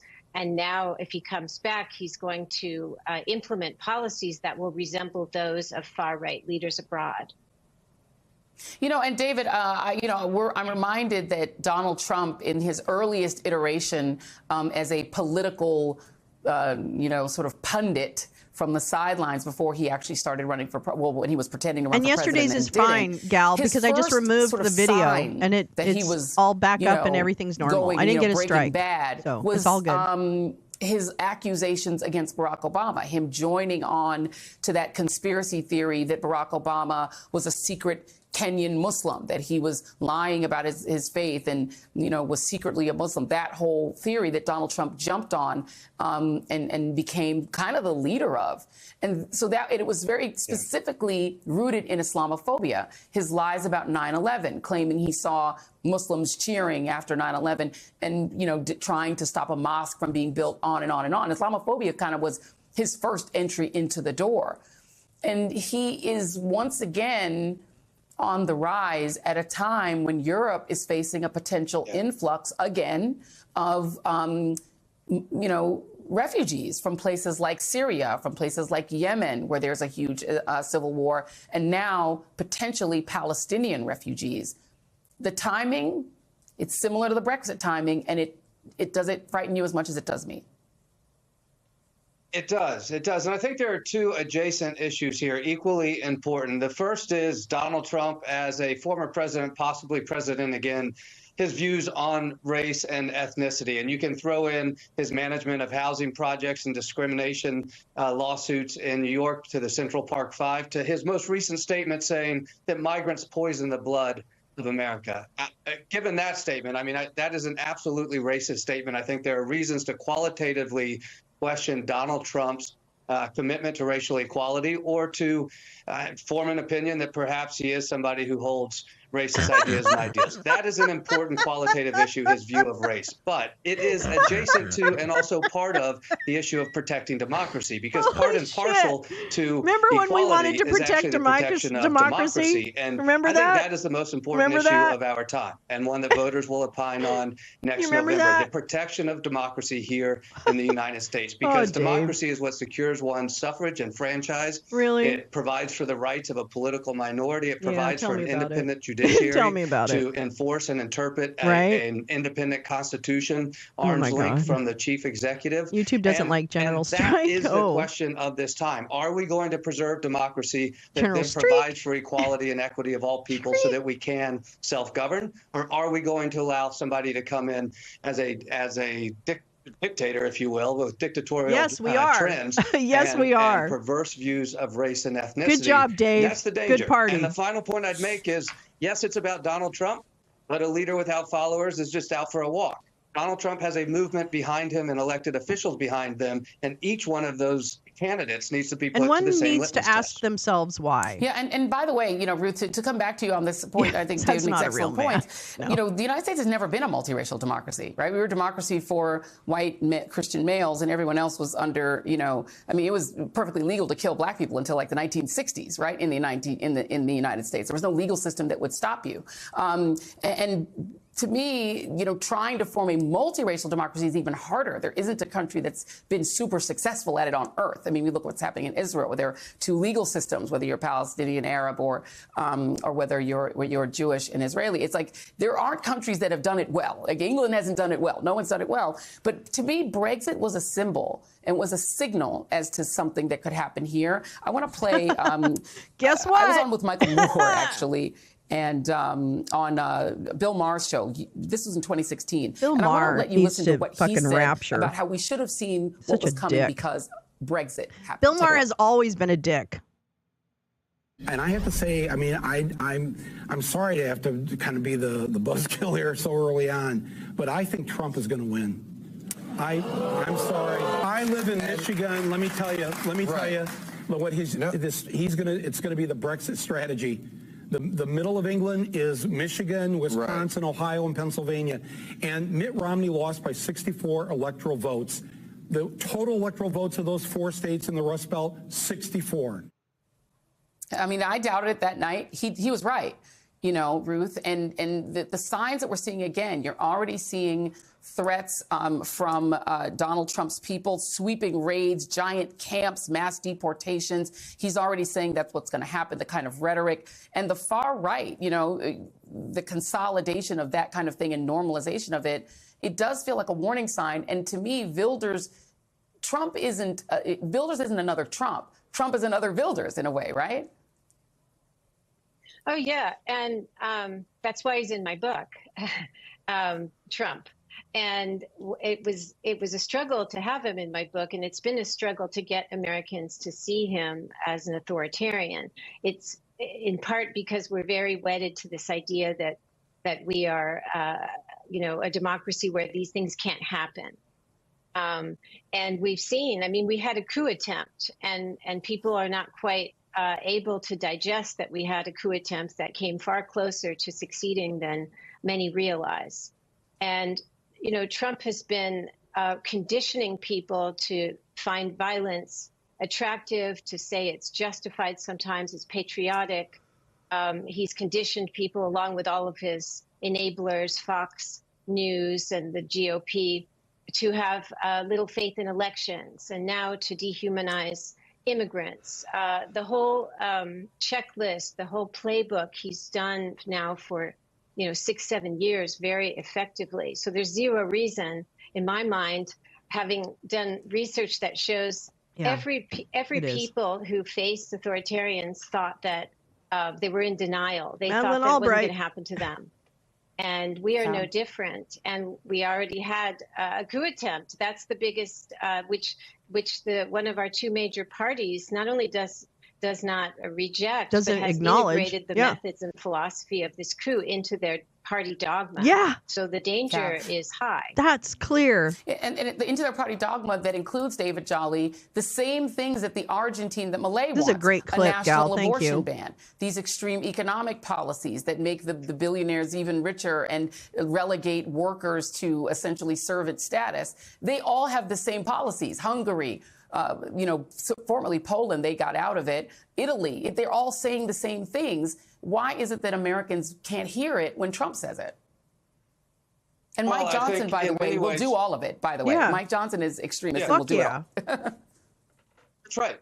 That's exactly right. That is the coalition, the Trump coalition. I think in many ways it's because Republicans get away with messaging around ignorance and taking advantage of voters. And what I mean by that is take Donald Trump's Muslim ban. That was the moment when I went to the House floor as a member of Congress, called on Donald Trump to drop out of the race. December 15, the Muslim ban. And my point was this. We do have a security issue in the United States. Who gets in and who is allowed status to come in? Of course we do. It doesn't matter where they come from. So we have a security issue. We do not have a religious issue.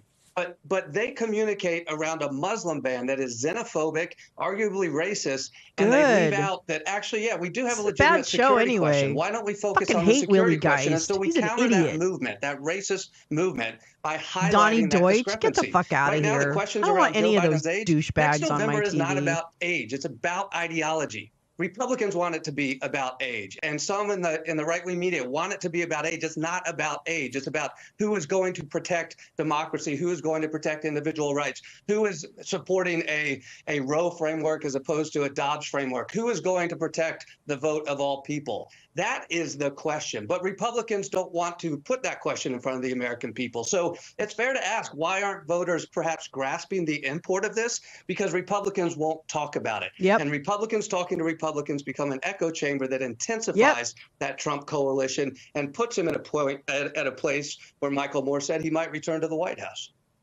Yeah. And by the way, I will note there is a record number of members of Congress not running again. They're getting out of Dodge and leaving the rest of us to hold the bag. Ruth Ben-Ghiat, David Jolly, thank you both very much. That's excellent. Thank you so much. Oops. I do not. I don't want to go to college. I don't want to go to college. All right. What is this? Oh, wait. Here we go. There was something else I missed up here. Oh, the Women's March. I want to just check this out. Oh, we're going to have so many good links for today. Thank you to Gal. Oh, here we go. I'm ready. I'm ready. Time to march. I'm going to pledge to march. I don't want to fill it out with you guys in here, but... Oh, no, we're going to do this. We're going to do this. We're going to do this. We're going to do this. We're going to bookmark that bitch. That's right. That's what I said. Okay. Excellent. I'm in like Flynn. I'm in like a dino suit. I'm in.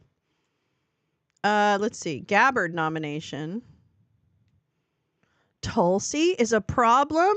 What? No, don't say it. Not our Tulsi.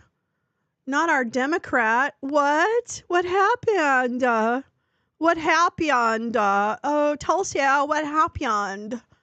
What's a miata? What's a miata, Tulsi? What's a miata? Oh my God. Can anybody do user interface work with these websites about their readability for all us old people? Santa Barbara. Santa Barbara. The liberal channel that has so many Republicans on it. Exactly. Thank you, Max. Thank you. Oh, Badger, when was what? When was this, that thing we just listened to? That was last year. That was last November, 2023. Steve Smith really went off on Joe and Mika. Good. Actually might check in for that. I love Santa Barbara. Santa Barbara. That's what I always say. I couldn't live there because I'd say that like every day. Yeah, I'm in Santa Barbara. Okay, let me look at this Punchbowl News thing, which I really can't stand Punchbowl News, but that's okay. That's today. Gabbard nomination puts Senate GOP in a bind. Former Hawaii Democratic Rep Tulsi Gabbard, President-elect Trump's nominee for Director of National Intelligence, is on record for calling for the U.S. government to drop all charges against Edward Snowden. Didn't we know this? wanting to repeal key intelligence gathering tools, and sometimes embracing Russian talking points regarding the wars in Syria and Ukraine. Yeah, she did. That's even before examining Gabbard's foreign policy views, which are far outside the mainstream of American political discourse and even further away from the center of gravity in the Senate Republican Conference. It's presenting a unique challenge for Republicans on the Senate Intelligence Committee. That panel, which is responsible for processing Gabbard's nomination, is stacked with hawks on both sides of the dais. Trump's choice of Gabbard is in keeping with his desire to completely overhaul the federal bureaucracy, but GOP senators are already indicating they'll be interested in probing Gabbard's controversial and often outright hostile posture toward the very intelligence apparatus she'd run if confirmed. Ha! The Snowden praise is particularly troubling to lawmakers, the vast majority of whom believe the NSA leaker caused irreparable damage to U.S. national security. Snowden is now a Russian citizen. This is news. Republican senators have privately discussed their interest in viewing Gabbard's FBI file. Why wouldn't they? I'm sorry, but if you're up for a nomination, wouldn't you? I would expect my FBI file to be reviewed. You know what I'm saying? Right? According to 3 sources familiar with the combos, this is done for each cabinet nominee, but the implication is that the documents could reveal previously unknown information about Gabbard, including possible foreign contacts, but we just read about Farah, and so probably not. Yet, key senators are making clear that their deference may not last forever. Oops, wait, what did I move? Oh, excuse me, so sorry. For now, Republicans are treating Gabbard like every other cabinet nominee, starting off with enormous deference to Trump and what they see as his mandate to govern. That means refraining from public criticisms of Trump's nominees. Yet, key senators are making clear in their deference may not last forever. Here's Senator Mike Rounds from South Dakota, an Intelligence Committee member. I start out saying, okay, this is an individual the president wants on his team. But now, let's talk about information that maybe the president didn't have, or information that comes up. And at that stage, do we advise the president to look elsewhere, or do we offer our consent? Well, what do you think? Corny Cornyn from Texas, another Intelligence Committee member, said he has no doubt that she's a patriot. But he wants to question Gabbard on her posture towards Russia. Interestingly, Corny Cornyn gave a speech this week praising Trump's national security nominee by name, but he didn't mention Gabbard. Interesting. When asked about Gabbard's FISA opposition, Senator Susan Collins from Maine, who also sits on the intelligence panel, called it an essential tool for national security, but noted that people's views can change over the years as they learn more. And I'm very concerned. Collins added that Gabbard is a nominee that illustrates the importance of a full background check. I'm not kidding. A public hearing and the constitutional role of the Senate. Bring me my brandy. That's not in there. Trump team's outlook. Gabbard will begin her formal meetings with senators after Thanksgiving because, you know what? We can't do anything before the holidays. She's brining a turkey, people. And has already held informal calls. Gabbard has uniquely close relationships with senators in both parties. Well, I hope to God the Democrats have their head out of their ass. At least 3 sitting GOP senators were elected to the House in the same class as Gabbard in 2012. Alexa Henning, a Trump transition spokesperson, said in a statement that Gabbard, a lieutenant colonel in the Army Reserves, will protect our national security and defend against any effort to use the work of our intelligence agencies as weapons against Americans. Well, that's oddly specific, isn't it? Gabbard's Sherpa. Why are we using that, Andrew? Is that a word we need to use? I don't think it is. Whatever. The staffer responsible for shepherding a nominee through the Senate confirmation process is Kristen Nevins, a longtime GOP hand who worked at the CIA and in the Trump administration as cabinet secretary. Nevins currently works at, you guessed it, Blackstone. You didn't guess it, but all right. Andrew, do better, okay? Do better with the language. Come on now. Get your head out of your bro ass. Okay, here we go. New York Times. From one punch bowl to another. Oh, narrow victory. I know, they're all like, it's a mandate. It's a mandate. All right, the landslide that wasn't. Trump and allies pump up his narrow victory. I think I keep missing like chat. Hold on. Sorry, everybody. I don't mean not to keep up. It's just that the chat is not refreshing in front of my eyes here. Santa Barbara. Or information the president knew but dismissed. Yeah. Are lieutenant colonels allowed to have contact with foreign officials without getting an okay from her superiors? I don't know, Jim. That's a good question. Doesn't sound like something the Army would allow. I don't know. All right. Here we go. This is from today. Is it from today? It's from today, y'all. Oh, it's Peter Baker. I can't stand Peter Baker, but that's okay.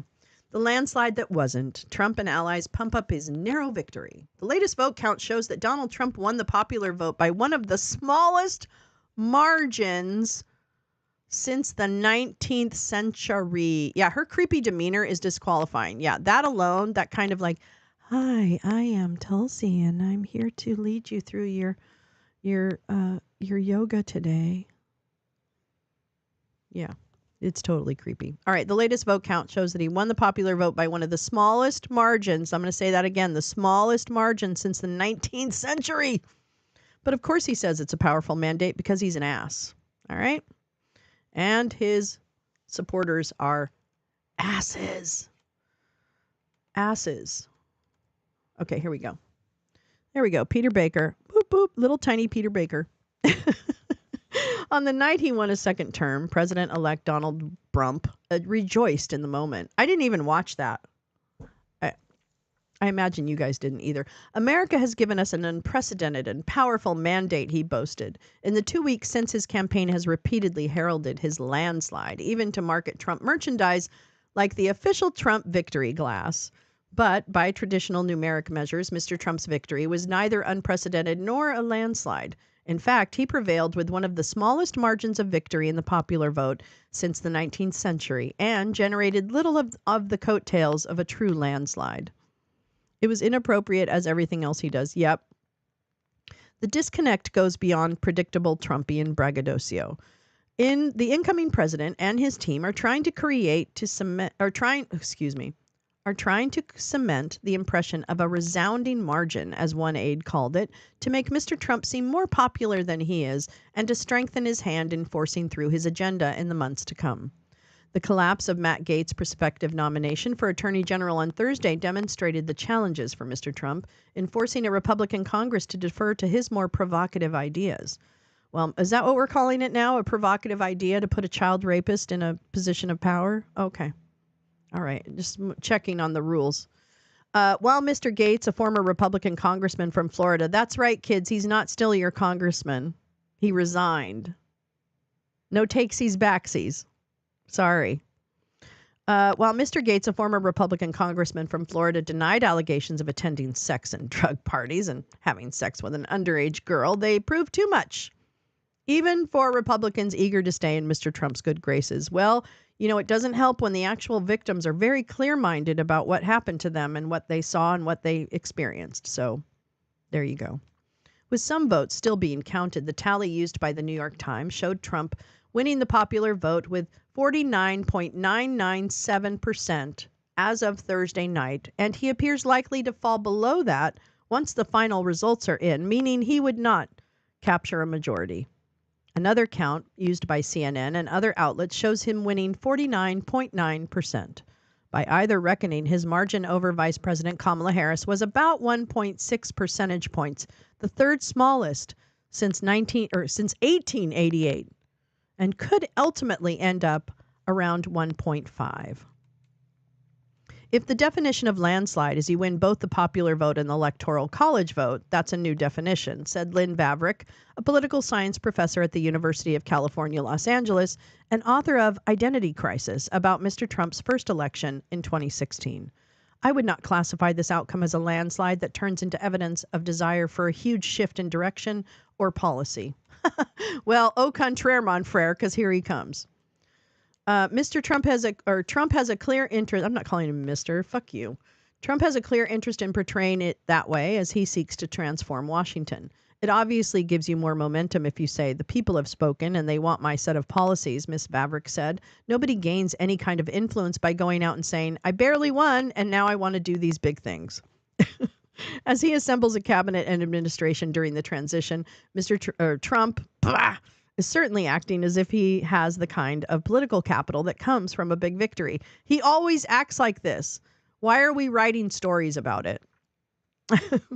Sorry. Rather than picking lieutenants with wide appeal, he's opting for highly unconventional figures with scandals to explain, almost as if trying to bend Senate Republicans to his will. Well, Peter, do you think there's something else going on behind all of this nonsense? Oh, I'm sorry. That would require analysis. Asked about the president-elect's characterization of his victory, Trump's campaign sent a statement by Stephen Chung, his communications director, attacking the Times and repeating the sweeping claims, President Trump won in dominating and historic fashion after the Democrats and the fake news media peddled outright lies and disinformation throughout the campaign, he said. I imagine that's what he talks like. Trump would not be the first newly elected or reelected president to assume his victory gave him more political latitude than it really did. Yeah, people say that all the time.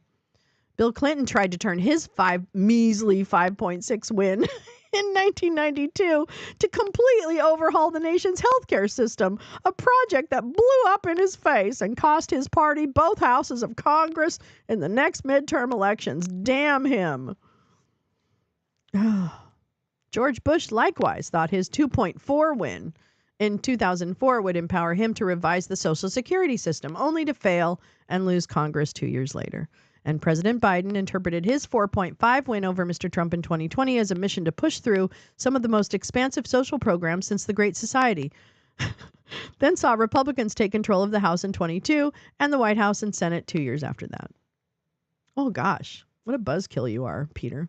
Trump's appointments have already demonstrated that he will continue a bipartisan tradition of presidents overreading their electoral mandate. You know what's interesting? Yeah. You know what's interesting about this statement is that, despite the odds in the first 2 years of his term, Biden actually got through some pretty impactful legislation. And I'm never going to stop talking about it because, frankly, that's what I want my presidents to do. I want my presidents to do meaningful legislation that impacts people. Maybe not even me. Maybe it impacts other people for the good. I'm happy with that. That's a great use of our government. Period. So I don't know if it was a mission. Yeah, he had a mission because it was the right thing to do. I don't know. It's just really, I think despite the opposition, the administration did some pretty important things, which are about to be reversed. I hope not, but I anticipate. Trump's appointment, maybe they'll ignore them. Maybe they'll just ignore it. Trump's appointments have already demonstrated that he will continue a bipartisan tradition of presidents overreading their electoral mandate, said Doug Sosnick, who was a White House senior advisor to Mr. Clinton. Real landslides have been unmistakable, including Lyndon B. Johnson's in 1964 by 22.6 points, Richard Nixon's in 1972 by 23 points, and Ronald Reagan's in 1984 by 18 points. Doesn't mention anything about how Reagan got that, but okay. In the 40 years since that Reagan victory, no president has won the popular vote by double digits. Trump legitimately has plenty to brag about from this month's election without need for exaggeration. Oh my God, Peter Baker. Peter Baker, come here, I'm going to slap you. Trump legitimate. Okay, whatever. In winning a second term, he demonstrated remarkable political grit and resilience. Really? Here's what he did. He evaded justice and was campaigning for his very life. That is the only thing that dragged that carcass out of bed every morning or afternoon. Period. Self-preservation. He does not give a shit. Unless it ends up in him not having to be accountable to anything he's done and will do. Period.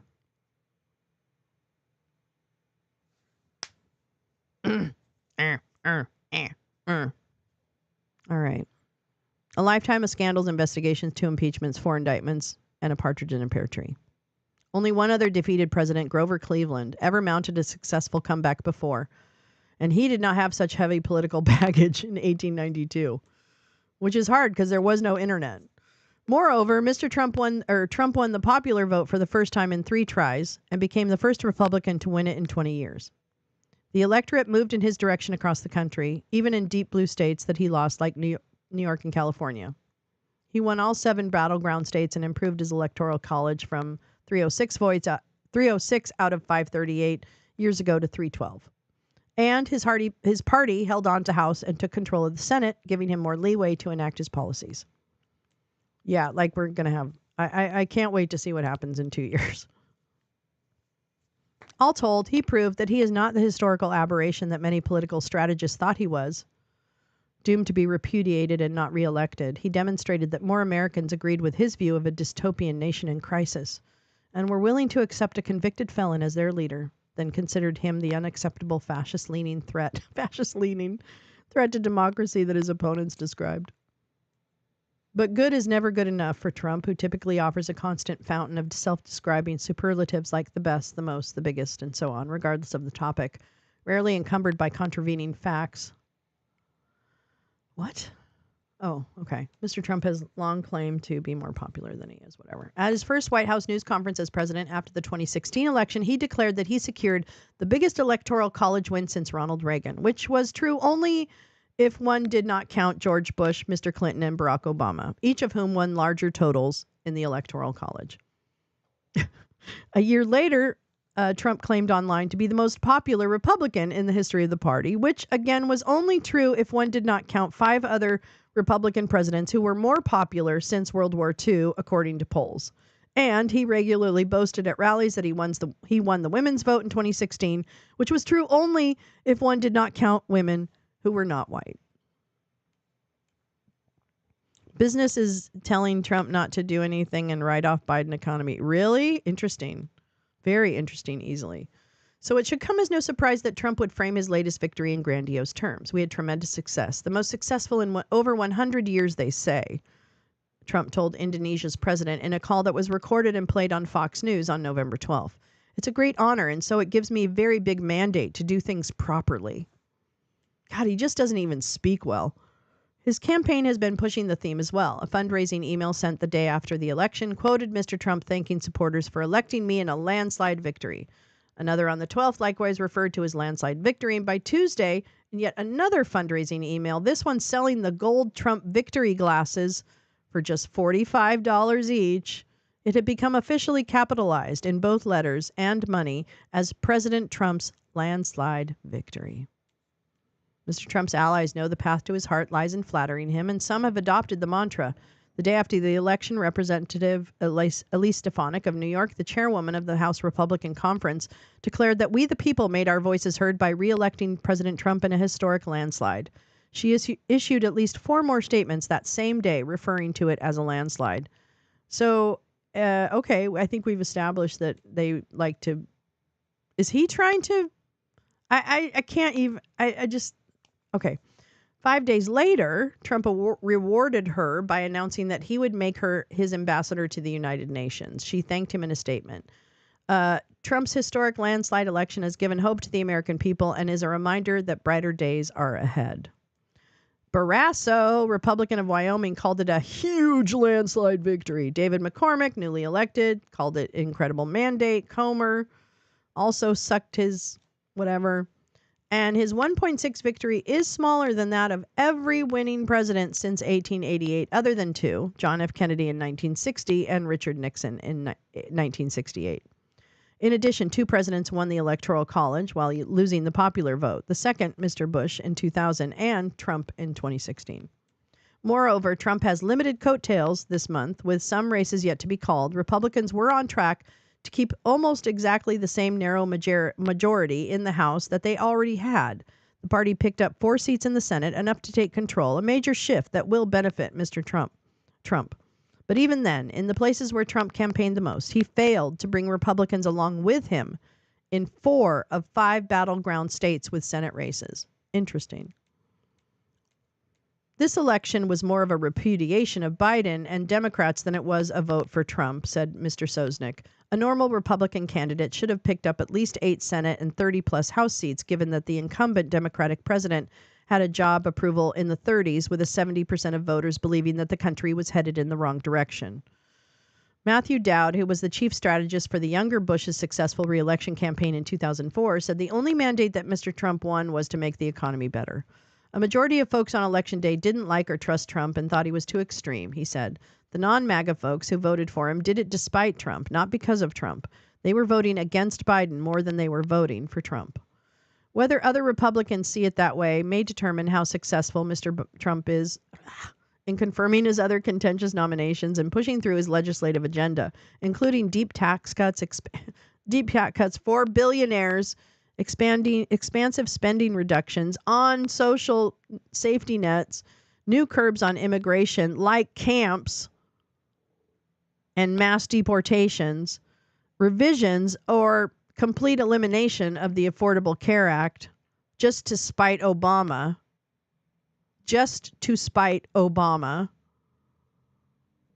and repeal of Biden's climate change programs. That's already done. Drill, baby, drill. Trump can legitimately claim a mandate from American people for his effort to make America great again, said Bruce Ackerman. Really? A professor of law and political science at Yale Law School. I need a picture of that. Mr. Ackerman, you're going to hear from me. But given his razor-thin majorities in Congress, he added, he will fail to gain the support of Republicans from swing districts who will predictably fear defeat in the midterm elections if they happen. I mean, if they enact legislation destroying Obamacare or increasing tariffs in ways that will impose shattering burdens on millions of voters. Yep. Okay. Well, that was very antiseptic. That was very antiseptic. Listen, I can't stand Peter Baker. I think he will always be like just a shill. He's another one of those book writers, you know. I'm going to write a book. 2 years later, I'm going to tell everybody what I learned, and then I'm going to go on a book tour. You know, he's one of those guys. So I know I'm not a fan. But it's a very interesting article, and I'm glad we read it because I think it shows. I'm interested in how the media is covering where we are now. You know what I mean? I can't find the campfire. Hold on. Let me find there it is. There it is. Oh, man, I was missing that campfire. I was getting cold. We already are drill baby drilling. I know. Everybody's all the media is looking forward to Shit Stain 2.0. You're absolutely right, Lee. You're absolutely right. Ay. I'm telling you, it's just such an interesting. I just want to sit with you guys for a minute. We don't have to read anything else. I just want to sit with you guys. Come closer. I don't know. I think this is. I can't wait to see how anthropologists or whatever. What are those people? What are those people? Historians, I guess. Many things are not what we think or want. Yeah, it's so true. I don't know. It's just wow. How'd this happen? How did this? I know how it happened, actually. You know, I think there were people who stayed home. I think that was the difference in overall vote tallies. It's just people didn't vote. And COVID brain damage. Yep. I don't know. I'm not sure what the future holds, but that's I guess I want to believe that this is just an attempt to make us despondent, right? Like all this stuff is, certainly there's real policy and personnel choices being made, but then some of them are kind of like, look over here, you know. Yeah, the media has been biased forever. But I just I don't know why, since I think I seem to encounter so many people who think, even if we don't agree on everything politically, they still agree in, oh boy, we shouldn't have dark money in politics, right? We shouldn't have so much money in politics. That's something we can agree on. We also can probably agree on term limits. We can agree on those kinds of things. We can agree on, I don't know. I mean, I think there's probably more we could actually agree on, but some parts hold people back from leaning into that. Have I lived in the South? I lived in Florida and I lived in Raleigh for a little bit. So I don't know if I would consider Florida the South. To me, Florida is a different kind of South if I compare it with like Raleigh. Because I lived in Fort Lauderdale and I lived in Fort Pierce. So I lived on the East Coast, in the Mid Coast, and then I moved to Fort Lauderdale. So I don't really consider those as the South. I mean, they definitely have. Yeah, they are. Now, I will say, when I lived in Fort Pierce, I lived on a boat.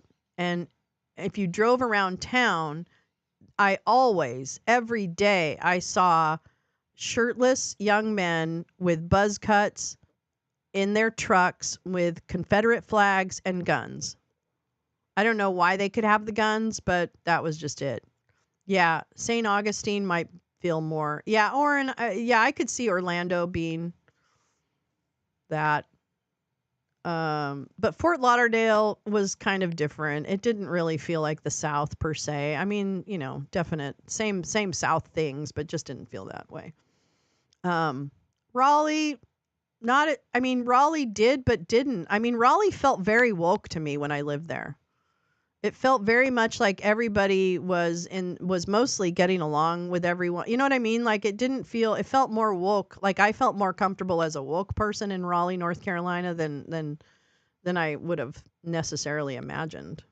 There's definite racism. I'm not saying that, but I'm just saying like, you've been in the buckle of the Bible Belt nearly your whole life. Oh, Carla, what an experience, though. Like what an experience and a perspective that you can bring to this, Yeah, I understand. And Max, you're right. Rural America has had a brain drain since the mid-'70s, resulting in a dumbed-down inbred population. Harsh, but true. Well, I mean, I can't disagree with that. I think there definitely has been brain drain.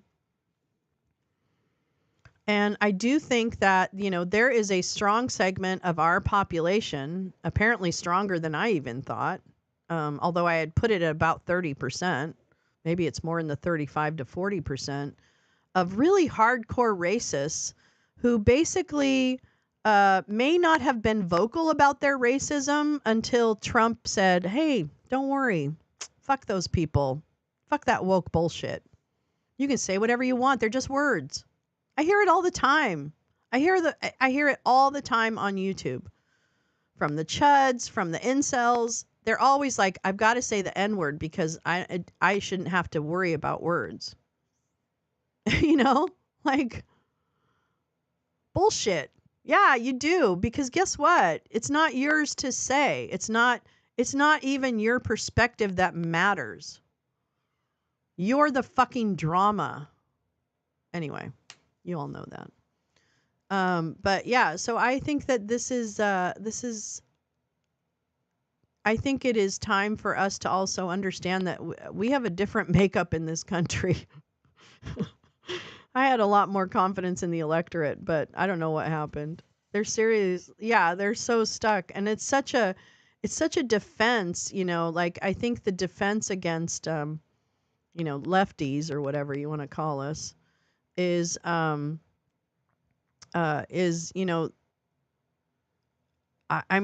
think what I experience when I experience like super duper hate from the right, just in interpersonal interactions. It's all the time. It's from people that are intellectually not highly informed, and not critical thinkers, and they probably have some bigoted tendencies. They always are like, I think they're just they realize that what they are doing is fundamentally not right, that their feelings of bigotry are not right. And I feel like all that hatred comes from a guilty conscience. Or not all. I hate to say, I don't want to speak in kind of, whatevers. Yeah, I think back to seeing Billy Graham, et cetera, on TV. And imagine, Carla, even in the little glimpses I've had as someone who grew up in California, so a different experience. But yeah, it is trauma. I can imagine, like, even some of the radio programming that you had to endure or endure now. And, like, that AM radio in the South is so different than my experience growing up in the 70s and 80s in California. It's just kind of, oh yeah, Graham got to Lion State. Isn't that fucking weird, Max? Yeah. So I think back to some of the radio programming we've heard because we've, kind of followed some of these stories. I particularly remember the part of People You May Know, which is a documentary I want us to watch maybe next week. We'll do that on a Wednesday night. Have Wednesday night documentaries and Friday night fun movies.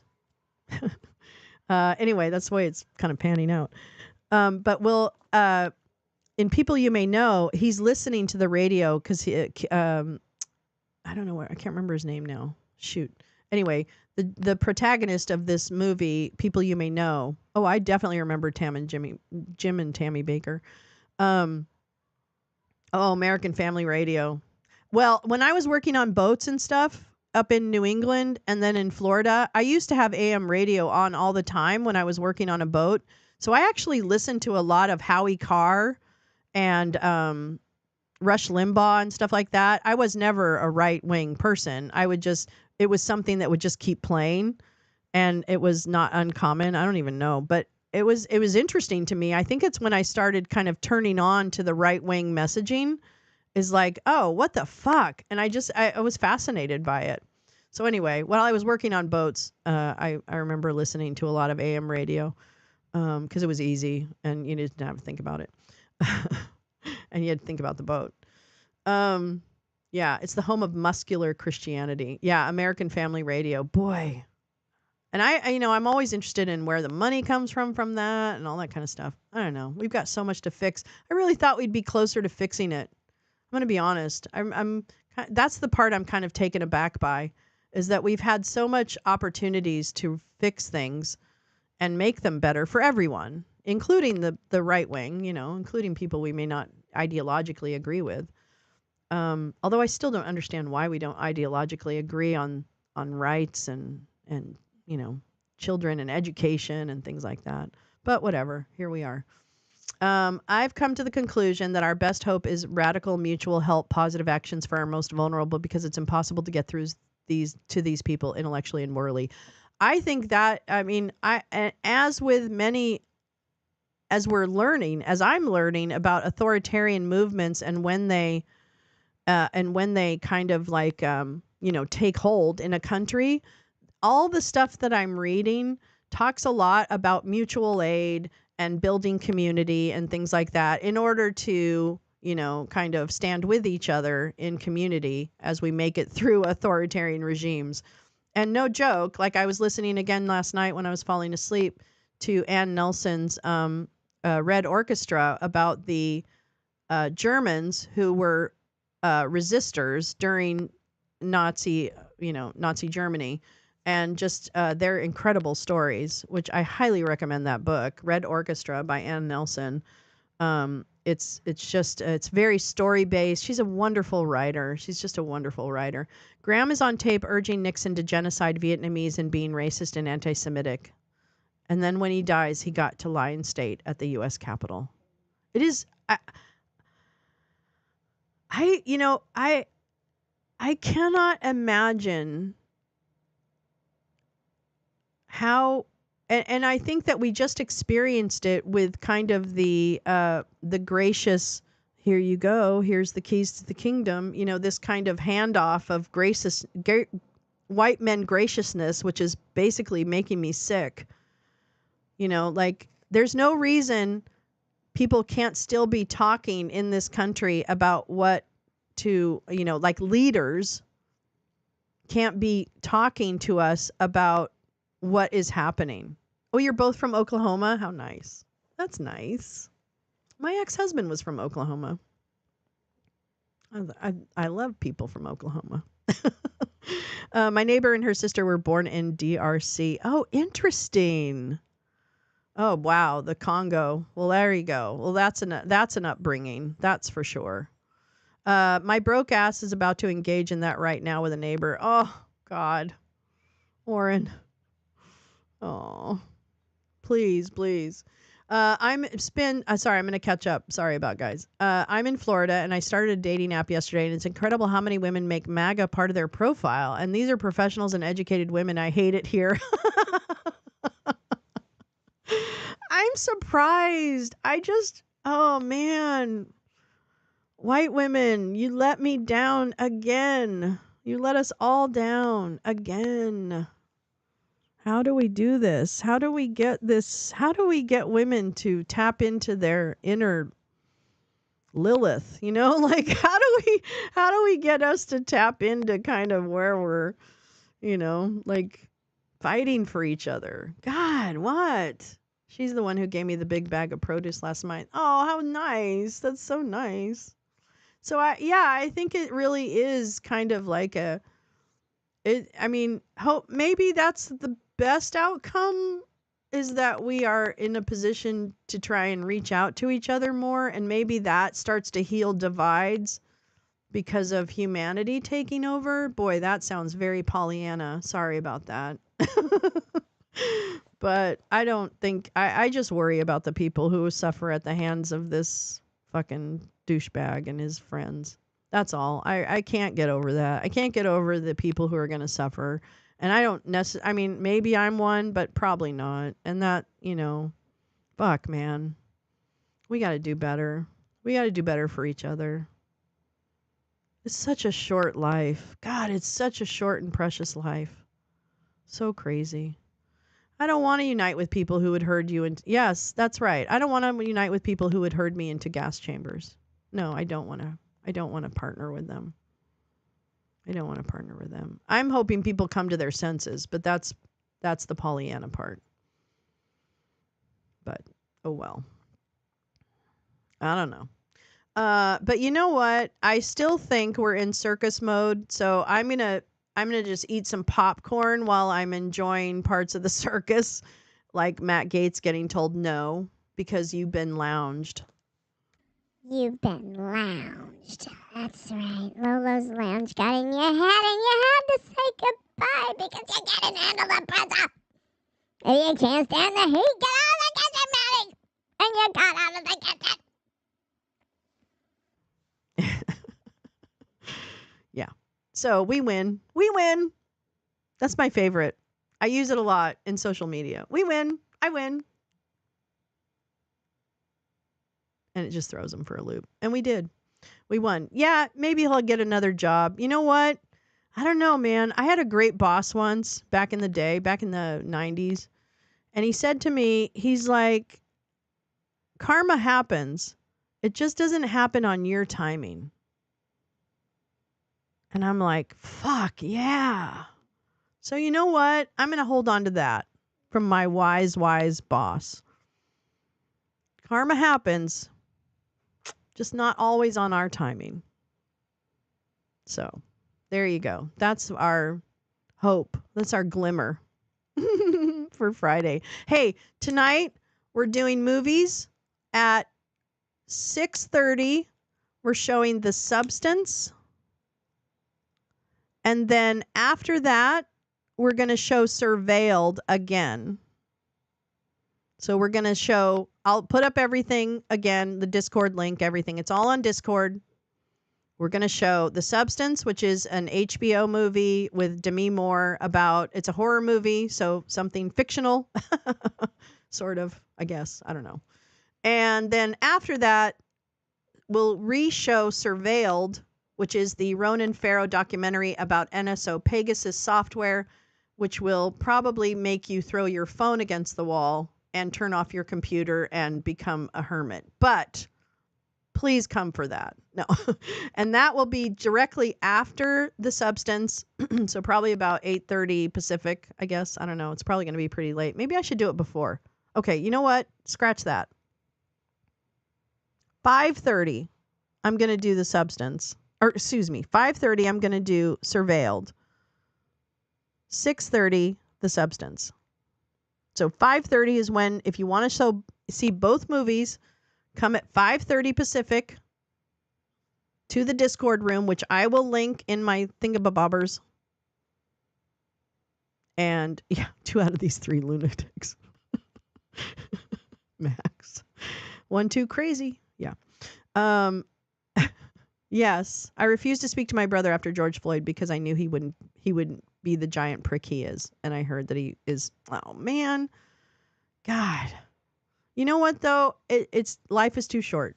Life is too short, and there's no reason to suffer too. Like it's okay to not take on everybody's like toxic nature, right? So I understand that. I mean, I definitely understand that. So, but tonight, come and chill. 5:30, Surveilled documentary by Ronan Farrow. Really good. 6:30, fictional movie, The Substance, recommended or not recommended, but suggested by Max, because we're not holding anyone accountable. But Max gratefully suggested that as a Good Friday night fun film. So we'll do that one after we do the second showing of Surveilled. All right. Great. Okay. Have a wonderful rest of your Friday. I hope it's really good. I hope you do something fun. I think I'm going to give the dog a bath, which is not fun, but there it is. And I'll probably take a nap, which would be great. I highly suggest, if you can take a nap, make sure you're taking naps. Okay. All right. And stay hydrated. Okay. I love you guys.